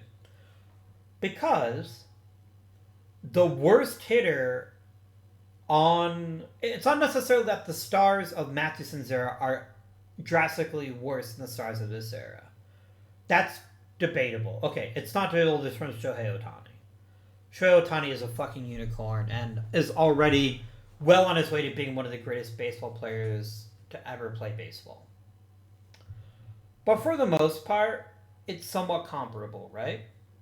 The difference is the lower tier stars of that day are just light years behind the lower tier stars of this day. Every single hitter, with very few exceptions, is a home run threat in the modern game. And I know people like, oh, there's too many home runs in modern baseball. Whatever. It's an undeniable fact. If you fuck up to Shithead McGee from 1910, oh no, he hits a double or a triple. That's not great, but he's not going out of the park. And so what pitchers like Mathewson would do is they would study the other team, just like they do now, and be like, okay, I know from reading box scores, from talking to other people, this guy isn't a very good hitter. I'm going to give him big fat pitches to hit. And maybe he'll get a hit, but he probably won't. He'll probably just roll over one of my fielders. He'll throw him out. Easy peasy. That's not how it was today. Like, if you just fucking go up there and start lobbing meatballs, you're going to end your night in an awful quick hurry. That's just how it is. So anyway, that's why single season pitching records are less interesting to me. Because there's just no chance that most of the modern players will ever reach them.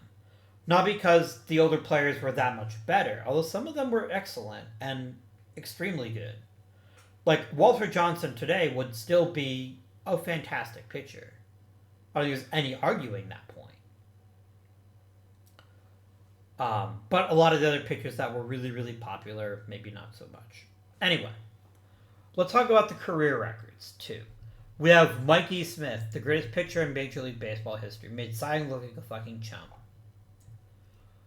And then a whole bunch of guys who, let's face it, all pitch in the dead ball era. The best pitcher of the modern era in our game by the sword of pitcher wins, Dwight Gooden. Are wins a predictive stat? No, don't be silly.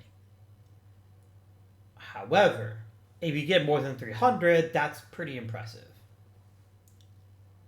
Tom Seaver is up there with over 300 wins. Milt Pappas, not nearly as good in real life, but okay. Who else we got? Andy Pettitte winning more than 300 games is crazy. Sandy Koufax stays healthy. Look how amazing he is. Valenzuela, again, another guy can perfectly believe that if he'd stayed healthy. Eric Hansen is a weird one. Like, I don't remember Eric Hansen at all. Like, he is not in my brain. Even though I watched a lot of baseball during this period, I don't remember him. For good reason, apparently. But in ours, no problemo. 300 plus wins. Easy peasy, lemon squeezy. Any really out there 300 game winners, like from the newer players that a lot of you guys watched growing up? I don't think so. It's more surprising how few modern 300 game winners there are, actually. Like, Rainey Johnson doesn't have 300 wins. I know he's up there in strikeouts, doesn't have 300 wins. Saves some rando named Billy McCool. Who the fuck is this guy? Just some random schmuck who threw a few innings here and there in the 60s. What hurts this list is actually the opposite problem, because if you recall, teams used to not have closers at all. Like, it was not a thing that people had until roughly the mid-70s. A lot of people say that Bruce Sutter invented the role of closer, the idea of someone who just came in for one inning, usually the ninth. Whatever. But yeah, there's comically huge save totals from pitchers that weren't that great in real life. Tom Hankey, sure, he was real good. But Rich Kester? Rod Beck was fine, I guess. Mike Maddox making the Hall of Fame when Greg Maddox doesn't. That's just weird, right? Like, I'm not making up how weird that is, am I? Oh no, Greg Maddox didn't make the Hall of Fame too. Okay. Okay. I was gonna say, Mike Maddox making the Hall of Fame and Greg Maddox didn't would have been pretty wild.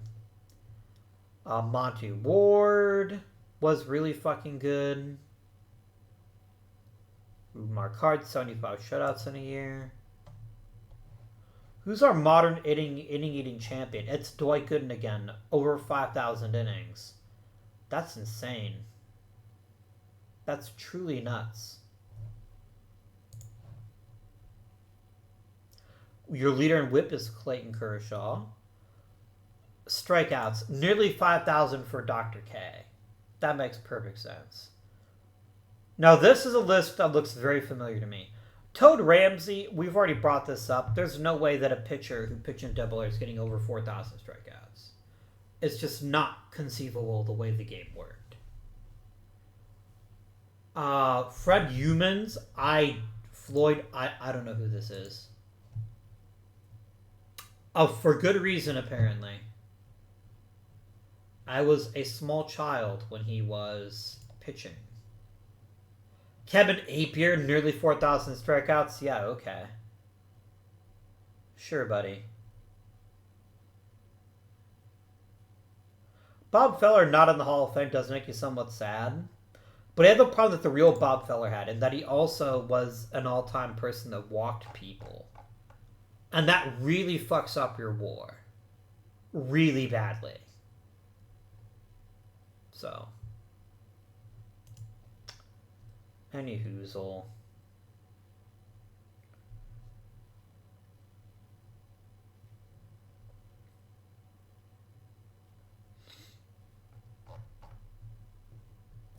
Joel Pinheiro, number 100 in strikeouts all time. I can believe that.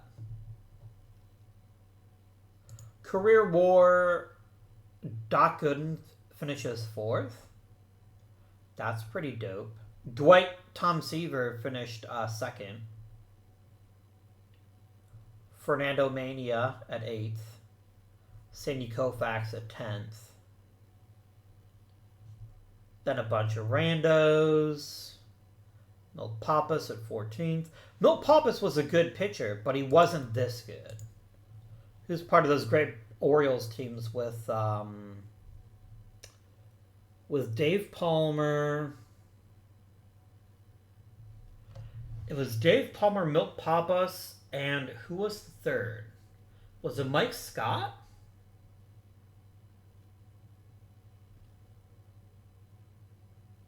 I don't remember. If you remember, let me know.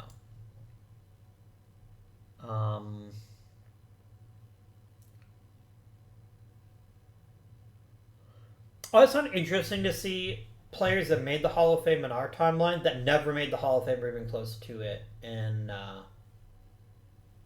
real life. What else could we look at? We could look at awards.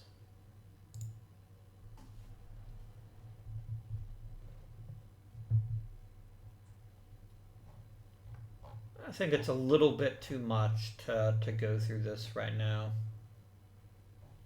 I wish there were a section that had like who won the most like awards. That would be pretty cool to see.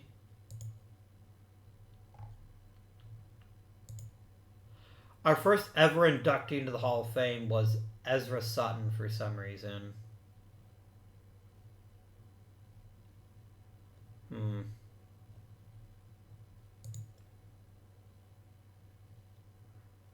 Look at these guys.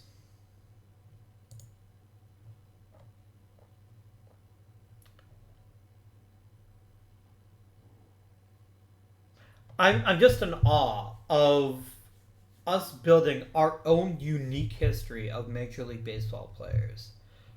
And how some players are very close to how they were in real life, and how other players are significantly better, some are significantly worse. We have an Eric Davis that finished his career. Not one that got injured and really struggled once he got past the age of 30.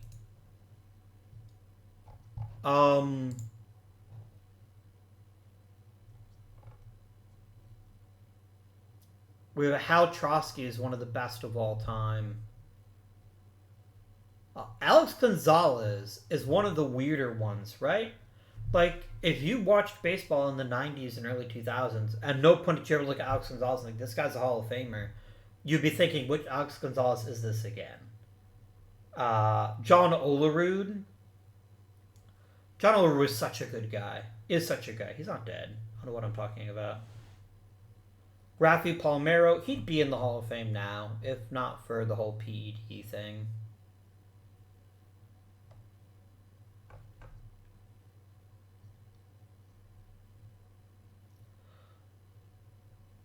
Nomar is another guy who I think people don't think of as fondly as they probably should. Unless you're from Boston, obviously. Because he kind of got overshadowed by Derek Jeter and Alex Rodriguez. And if you wanted to go who's the best defender, you'd have guys like Ray Ordonez and Omar Vizquel. So I think Nomar kind of gets a little underappreciated compared to actually how fucking good he was in real life. A lot of other names, usual suspects: Alomar, McGuire, Roland,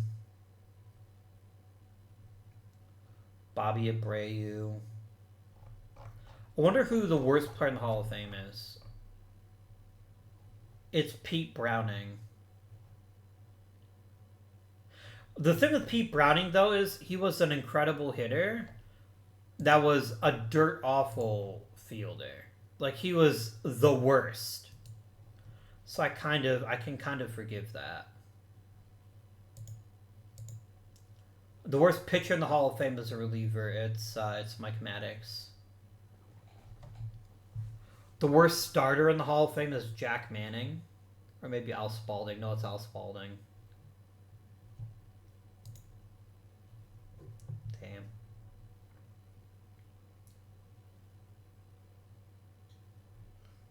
I'm really happy I did this. I'm really happy that you joined me on this journey to see what Major League history looks like if we let the game decide it. And without any question, we saw a drastically different version of Major League history. Mickey Mantle's probably the all-time home run guy, right? Or all-time MVP guy. He won like a whole shit ton of them in a row. George Davis is a multi-time MVP, so is Tris Speaker. Speaker got up to 9.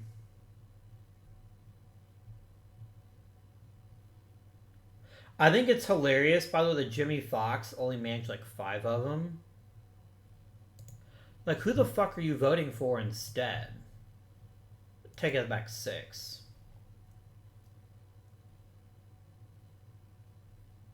Mickey Mantle had this ridiculous run where he won 6 in a row. And then Minnie Minoso, of all players, won an MVP. And then back to Mantle, who won 8. So I guess Speaker has him beat.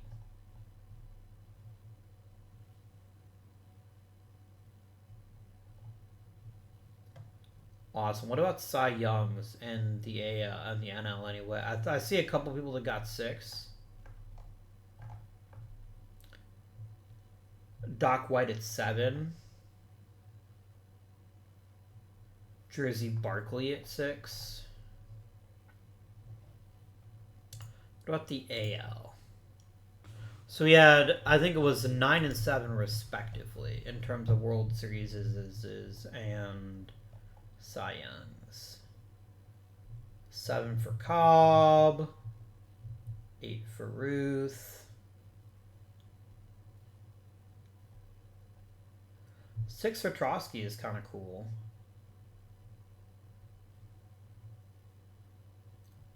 Don Money had 7.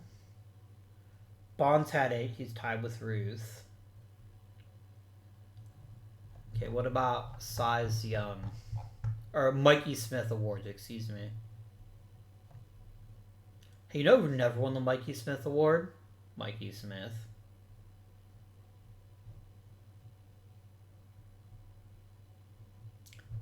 I'm seeing 2s and 3s here.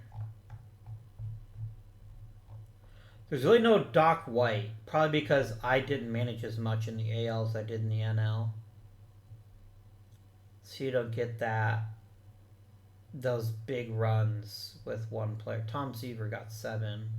10. Yeah, Tom Seaver dominated that category. But 7 for Clayton Kershaw certainly isn't bad.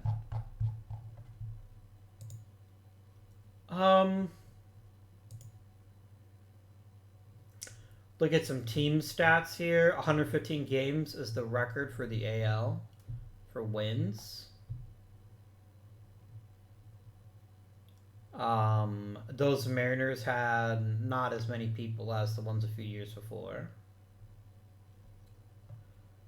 Most team runs, 391 by the Blue Jays of just a couple seasons ago. I believe it.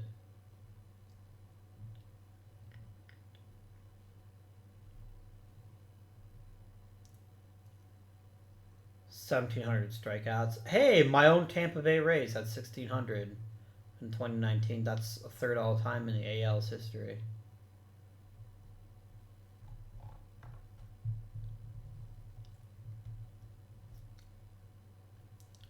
The Tampa Bay Rays were the worst team of all time in '98.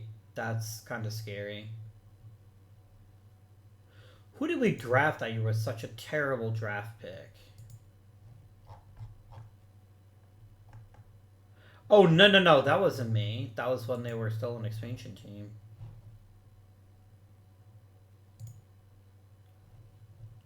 What NL teams? It's about the same, more or less.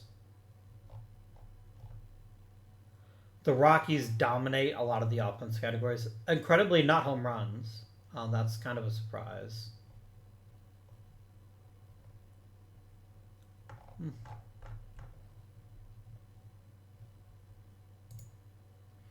Let's look at the best player at each position of all time. So, for catchers, we had 3 players with 100 wins or more. Jack Clemens, Mike Piazza, and Mike Sweeney. Only one of whom was actually anywhere near that good in real life. Like, Jack Clemens wasn't terrible, and Mike Sweeney was reasonably solid for the Royals for a while, but not compared to someone like Mike Piazza was in real life.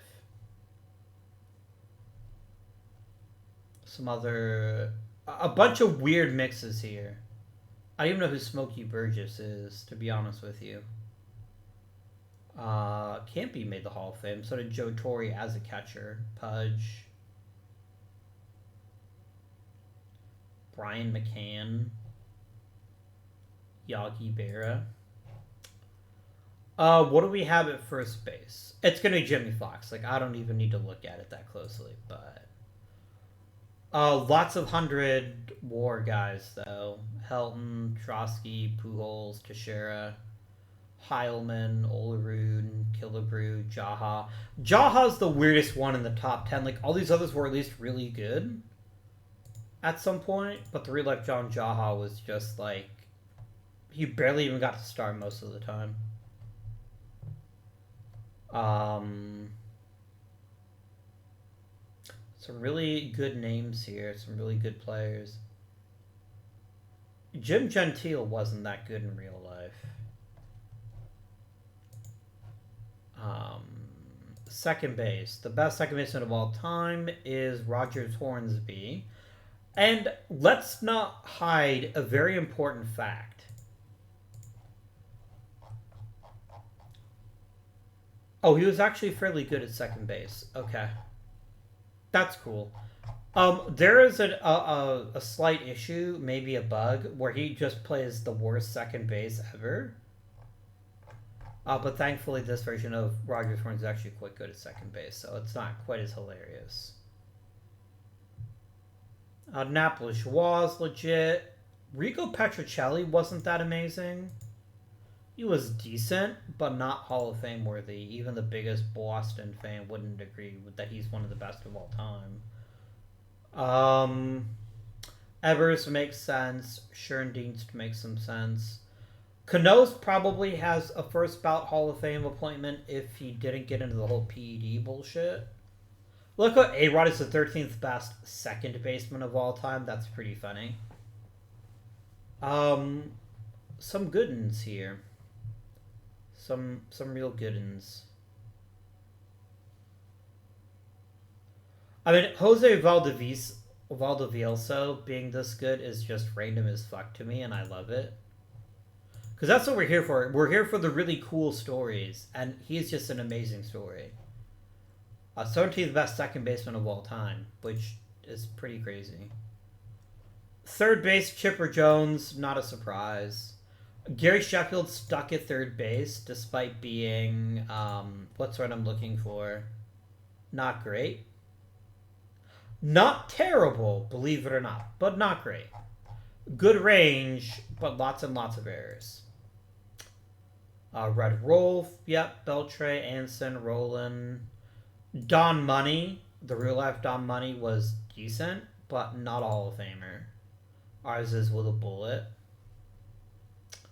Ron Santo, very deserved. Michael Kadire being this good is kind of weird to me. Michael Kadire was very much a role player for those Twins teams. These all make sense. A healthy Ryan Zimmerman, I think, would probably have been close to Hall of Fame caliber. I can see that. I can see that being a thing. Kung Fu Panda, 25th best third baseman of all time. That's Brooks Robinson is just wild to me. And this is partly because of the way real voters vote. But the man had 15 Gold Glove awards. And that still wasn't enough to get into the Hall of Fame.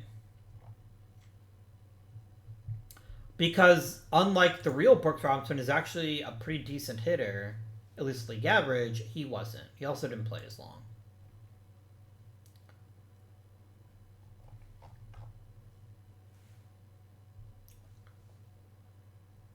Matt Williams, wow. This one makes me sad. Mike Schmidt being still pretty decent. Like, I think Mike Schmidt probably deserved a longer look in the Hall of Fame. The guy hit 500 homers. But yeah, he wasn't a great overall player. He never achieved the same heights as the real Mike Schmidt. The real Mike Schmidt wasn't an elite contact guy, but he had some really good seasons in there. And our Mike Schmidt just never had them. Look at this fucking ridiculous consistency. From 76 to 84. One season of less than 7 WAR. And you can even stretch it back to 74. Just, man. I don't know how Phillies fans treated him so poorly. He is my money the best third baseman of all time. Maybe Chipper Jones is better. Because Mike Schmidt was good. Mike Schmidt was so good defensively, too, though. Man. I don't know. It's hard to argue with Mike Schmidt as a third baseman. Oh, who do we got at shortstop? Probably George Davis is probably number one because... No, it's Honus Wagner, as it should be. There's George Davis. Troy Tulowitzki being the 5th best shortstop of all time is definitely not something I expected to see. I'm here for it. I think it's really cool. But he's a little better than he is in real life. But Cal Ripken, that's a name we all know and love. This is a Cal Ripken who does move to third, it looks like. Roger Peckinpah was okay. Jim Fregosi was kind of there. Alex Gonzalez will never not be hilarious to me. Like, name the best shortstop of all time. Alex Gonzalez. Just hilarious. I genuinely don't know why the game did not put Chris Byer in the Hall of Fame. It annoys the shit out of me. Like, I get it. He's unfairly helped by the whole bullshit adjustment, and he was only a league average hitter. I think that's worthy of the Hall of Fame. The guy got a fucking MVP award in 1974, which is hilarious. I don't know. I would have put him in the Hall of Fame. Archie Vaughn was way better in real life than he was in this game. Oh, no, he wasn't. Oh, Archie Vaughn didn't play third base the whole time, did he? No, he played a lot of third too, not just short. Okay, that explains it. Alex Rodriguez is also the 37th best shortstop of all time. That's pretty funny. Damn, Johnny Peralta, mad respect. Real life Johnny Peralta, I remember him very vividly playing for Cleveland. He had a couple of really good seasons and then just kind of disappeared. He had a nice little late career resurgence though with Detroit. Let me be clear about something here. When I am criticizing or praising baseball players, I think it's important to realize it is not lost to me how fucking incredible even the worst major leaguer ever is compared to my incredibly terrible talents at baseball. I mean, I only played baseball as a kid, and as a fairly little kid. I think I stopped playing when I was 11, and I was never very good. Never. I was even worse at basketball. I enjoyed playing sports. I wasn't good at them. But yeah, Johnny Peralta is just like a neat little player, but always seemed like he could have been even better than he was. At least from my perspective. Who do we got rocking the left field? Is it Barry Bonds? Oh, it's Mickey Mantle, because this version of Mickey Mantle mostly played left. Which is probably why his career lasted so long. Because the real Mickey Mantle played a lot of center, and that's how he got hurt in Yankee Stadium. Charlie Keller, Barry Bonds, Frank Robinson, Bucketfoot Al, Ted Williams. Cal Daniels, like, whatever, dude. Like, Cal fucking Daniels hitting almost 600 plus home runs is just hilarious. It's objectively funny. Objectively. Babe Ruth. Pretty good. Pretty good. A lot of Hall of Famers at left field. Fred Snodgrass, the first snub. As is Carl Crawford, I guess, one might argue. Tim Raines Sr. Quite low down there. Quite low.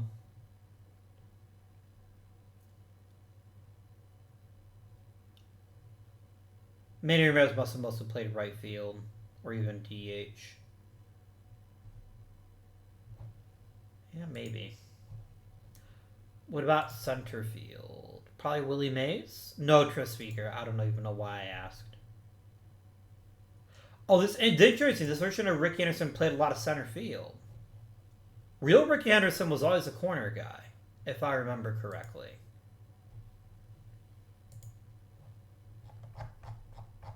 Yeah, real life Ricky Henderson played left field. But this Ricky Henderson played center, which makes him even better than the real Ricky Henderson.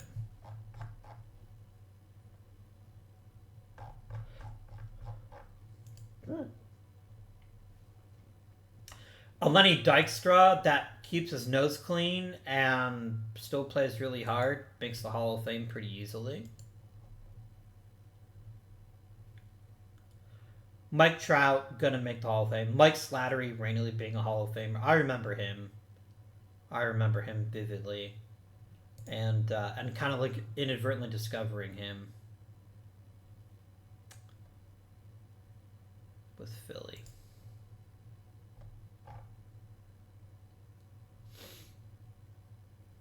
Andrew Jones made the Hall of Fame. Very well deserved here. The old Billy Hamilton. Oh, here's a fun one. Dom DiMaggio's a Hall of Famer. Joe DiMaggio is not. Oh no, he is. Quit making a liar out of me, game. Yeah, Joe DiMaggio was in the Hall of Fame too. I remember remarking how funny I thought it would be if Dom had someone made it when Joe didn't, but no, he made it. Like a fucking loser.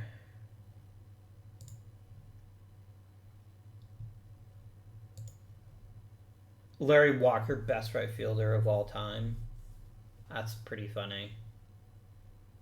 Chet Ross being incredibly good.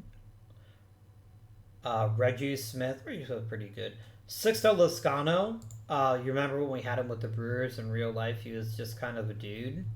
But in this one, he's like legit one of the best of all time.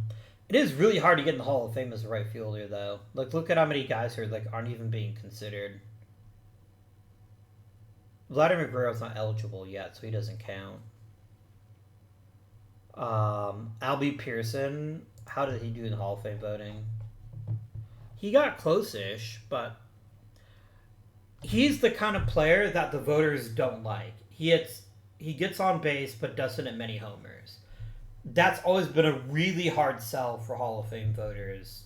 Not exclusively, but it's why a guy like Tim Raines took so long to make the Hall of Fame despite being so deserving. Mel Ott doesn't make the Hall of Fame in our timeline. Kind of a bummer. The real-life Mel Ott was pretty decent. Really helped out by playing for the Giants. He got a lot of his home runs are at home. But still legit. Like you can't just hit 500 homers by accident. Except in this series, apparently. I don't know why Tim Sam making Hall of Fame makes me happy, but it does. I always thought Tim Sam was criminally underrated, playing on all those Angels teams. He was so good, though. Like, there's a time when Tim Sam was...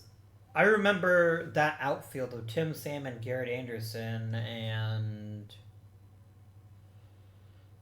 Who was the center fielder? Was it Vernon Wells? Or when did he become their center fielder? Or was it Torrey Hunter? I don't remember. But I remember them having one of the best outfields in the major leagues. And I remember Cleveland's was right up there. But Tim Salmon was always a really good player. And I'm glad to see him make the Hall of Fame.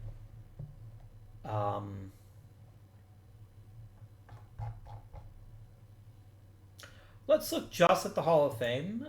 And let's just kind of enjoy seeing which teams had lots of Hall of Famers. Maybe that'd be kind of cool, right? Hank Aaron, the Cleveland Guardian, is the very first Hall of Famer,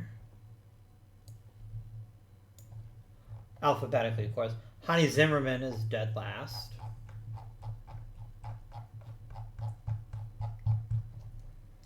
Let's do sortable HOF. Yeah, best career team.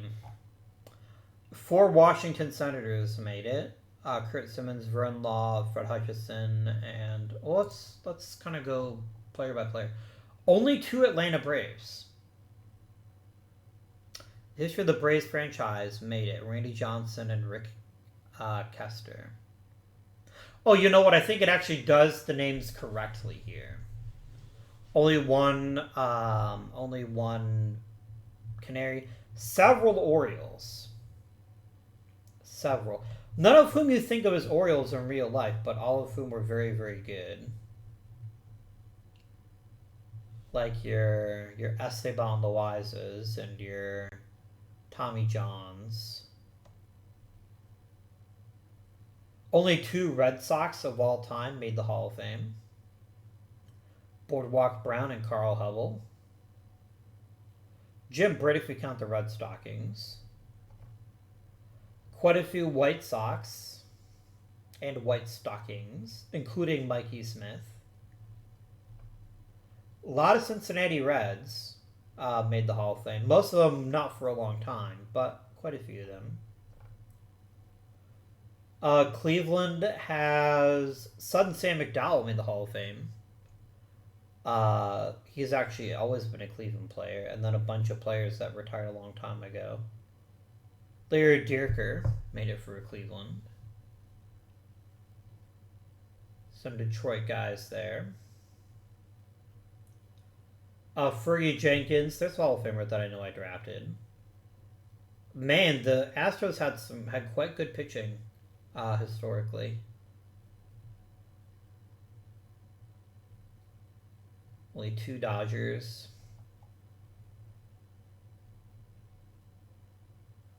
Wait, I'm badly confused. We're only looking at pictures. Oh my god. Okay. Let's try with all players, please. There we go.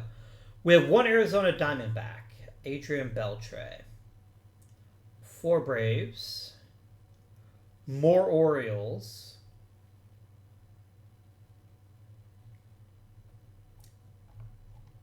Quite a few more Boston Red Sox, including Roberto Clemente, Albert Bell, Johnny Mize, Ozzie Smith.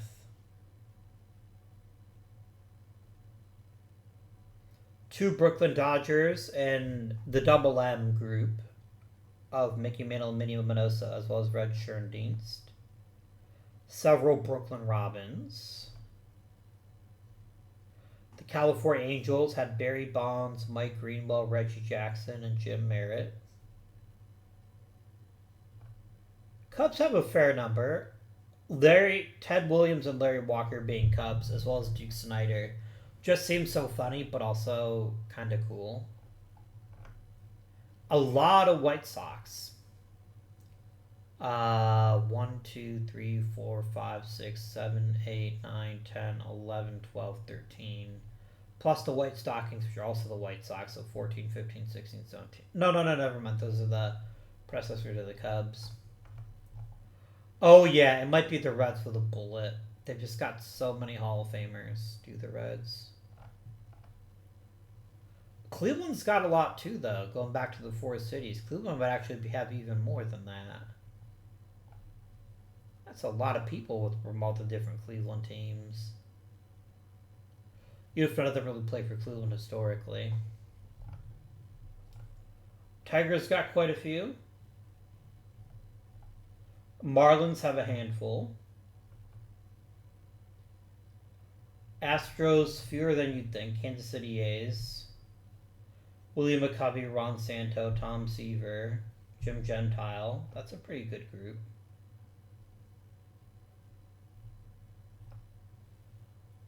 Dodgers. Man, Mark McGwire and Cal Ripken on the same team is pretty crazy. Milwaukee teams had quite a few. The Giants have a comically huge number of them. Mets got a bunch. Both Bobby and Barry Bonds are in the Hall of Fame, which is kind of a neat thing. Lou Boudreau eventually made the World Series in this timeline, as he did in real life, so good for them. A lot of Philadelphia A's, not so many Oakland A's. A lot of Phillies. Phillies might be the winners.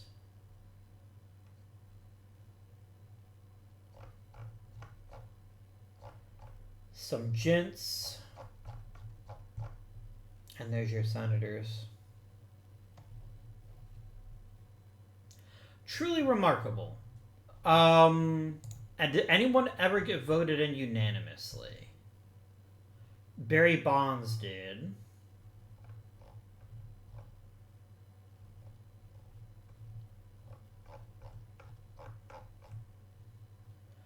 Toad Ramsey did. There's a fucking trivia question for you. Name the only 2 players in Major League history that had unanimous voting records. Fucking Toad Ramsey and Barry Bonds. That's hilarious.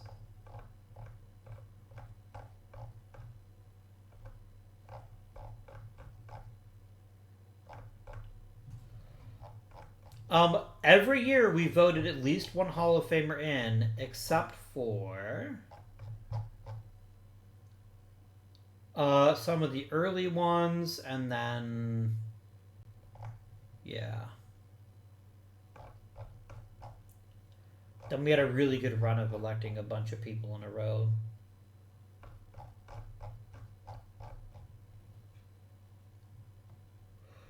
Wow. Barry Bonds and Toad Ramsey. That is just so hilarious to me. I love it. Absolutely love it. Jimmy Fox, man, fuck that guy. What did he ever do? He's just the best player to ever play Major League Baseball, but he's not allowed to have a unanimous vote. But how many votes did Jimmy Fox get?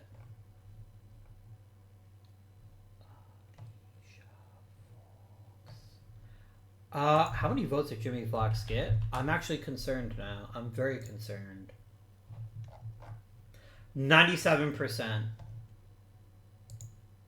In 1960, I think it said. Jimmy Fox is tied with Red Rolf. That's hilarious.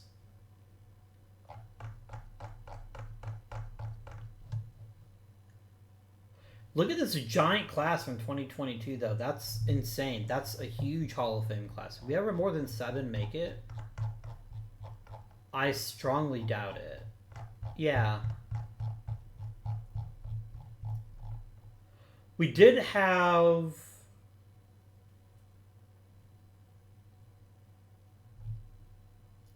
Why is Eddie Yost showing up as red there? Oh, because I forced him into the Hall of Fame. Oh, that's right, because I got pissed off that they kept not voting for him. We've had 6 a few times, but this is the only time we've ever had 7. Which is really cool. Really, really cool.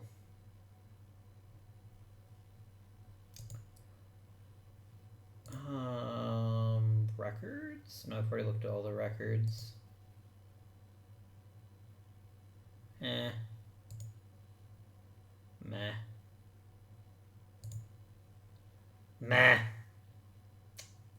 The plaque's really cool, though. I do enjoy the plaques.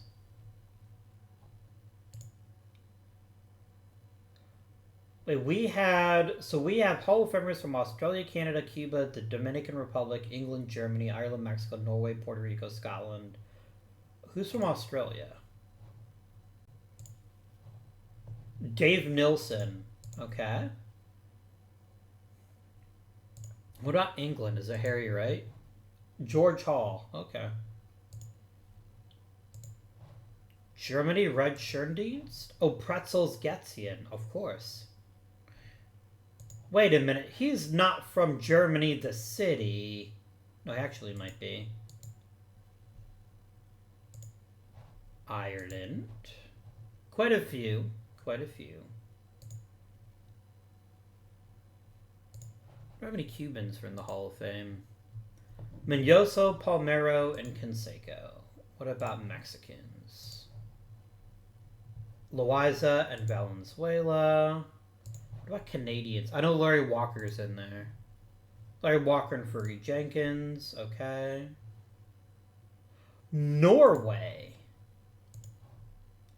John J. Anderson. Well. Okay then. Puerto Rico. Juan Gonzalez, Sixto Lascano, Ivan Rodriguez, Danny Tartable, Bernie Williams. Scotland, Jim McCormick and Bobby Thompson. And Venezuela. Quite a few, actually. Bobby Abreu, Andres Galarraga, Alex Gonzalez, Richard Hidalgo, Mago Ordonez. I gotta mention the Dominican's the biggest country that's not the U.S. though. Fernandez, Marichal, Pedro Martinez, David Ortiz, and Manny Ramirez. Oh, and we missed Matty Alou, Adrian Beltre, Rico Cardi. Wait, isn't Roberto Alomar Puerto Rican? Yeah, I missed them. Yeah, there's actually quite a few there. Robbie Alomar, Orlando Cepeda, Roberto Clemente. Yeah, he didn't go up to the top. I bet the United States has the most, though. I feel pretty confident about that one. Very cool. Very, very cool. Let's sort by position, shall we? So first baseman in the Hall of Fame. A lot. Okay. Second baseman.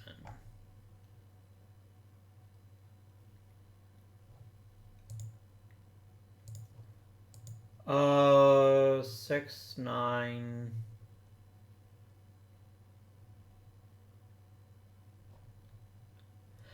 I wish the plaques are a little bit easier to read. They're really cool, but the text is super microscopic. But I do really appreciate these. Cool. What about third base? What about catchers? How many catchers do we have in the Hall of Fame? A lot, which is really cool. And what about third base? Because third base and catcher are the two smallest groups in the real life Major League Hall of Fame. Cool.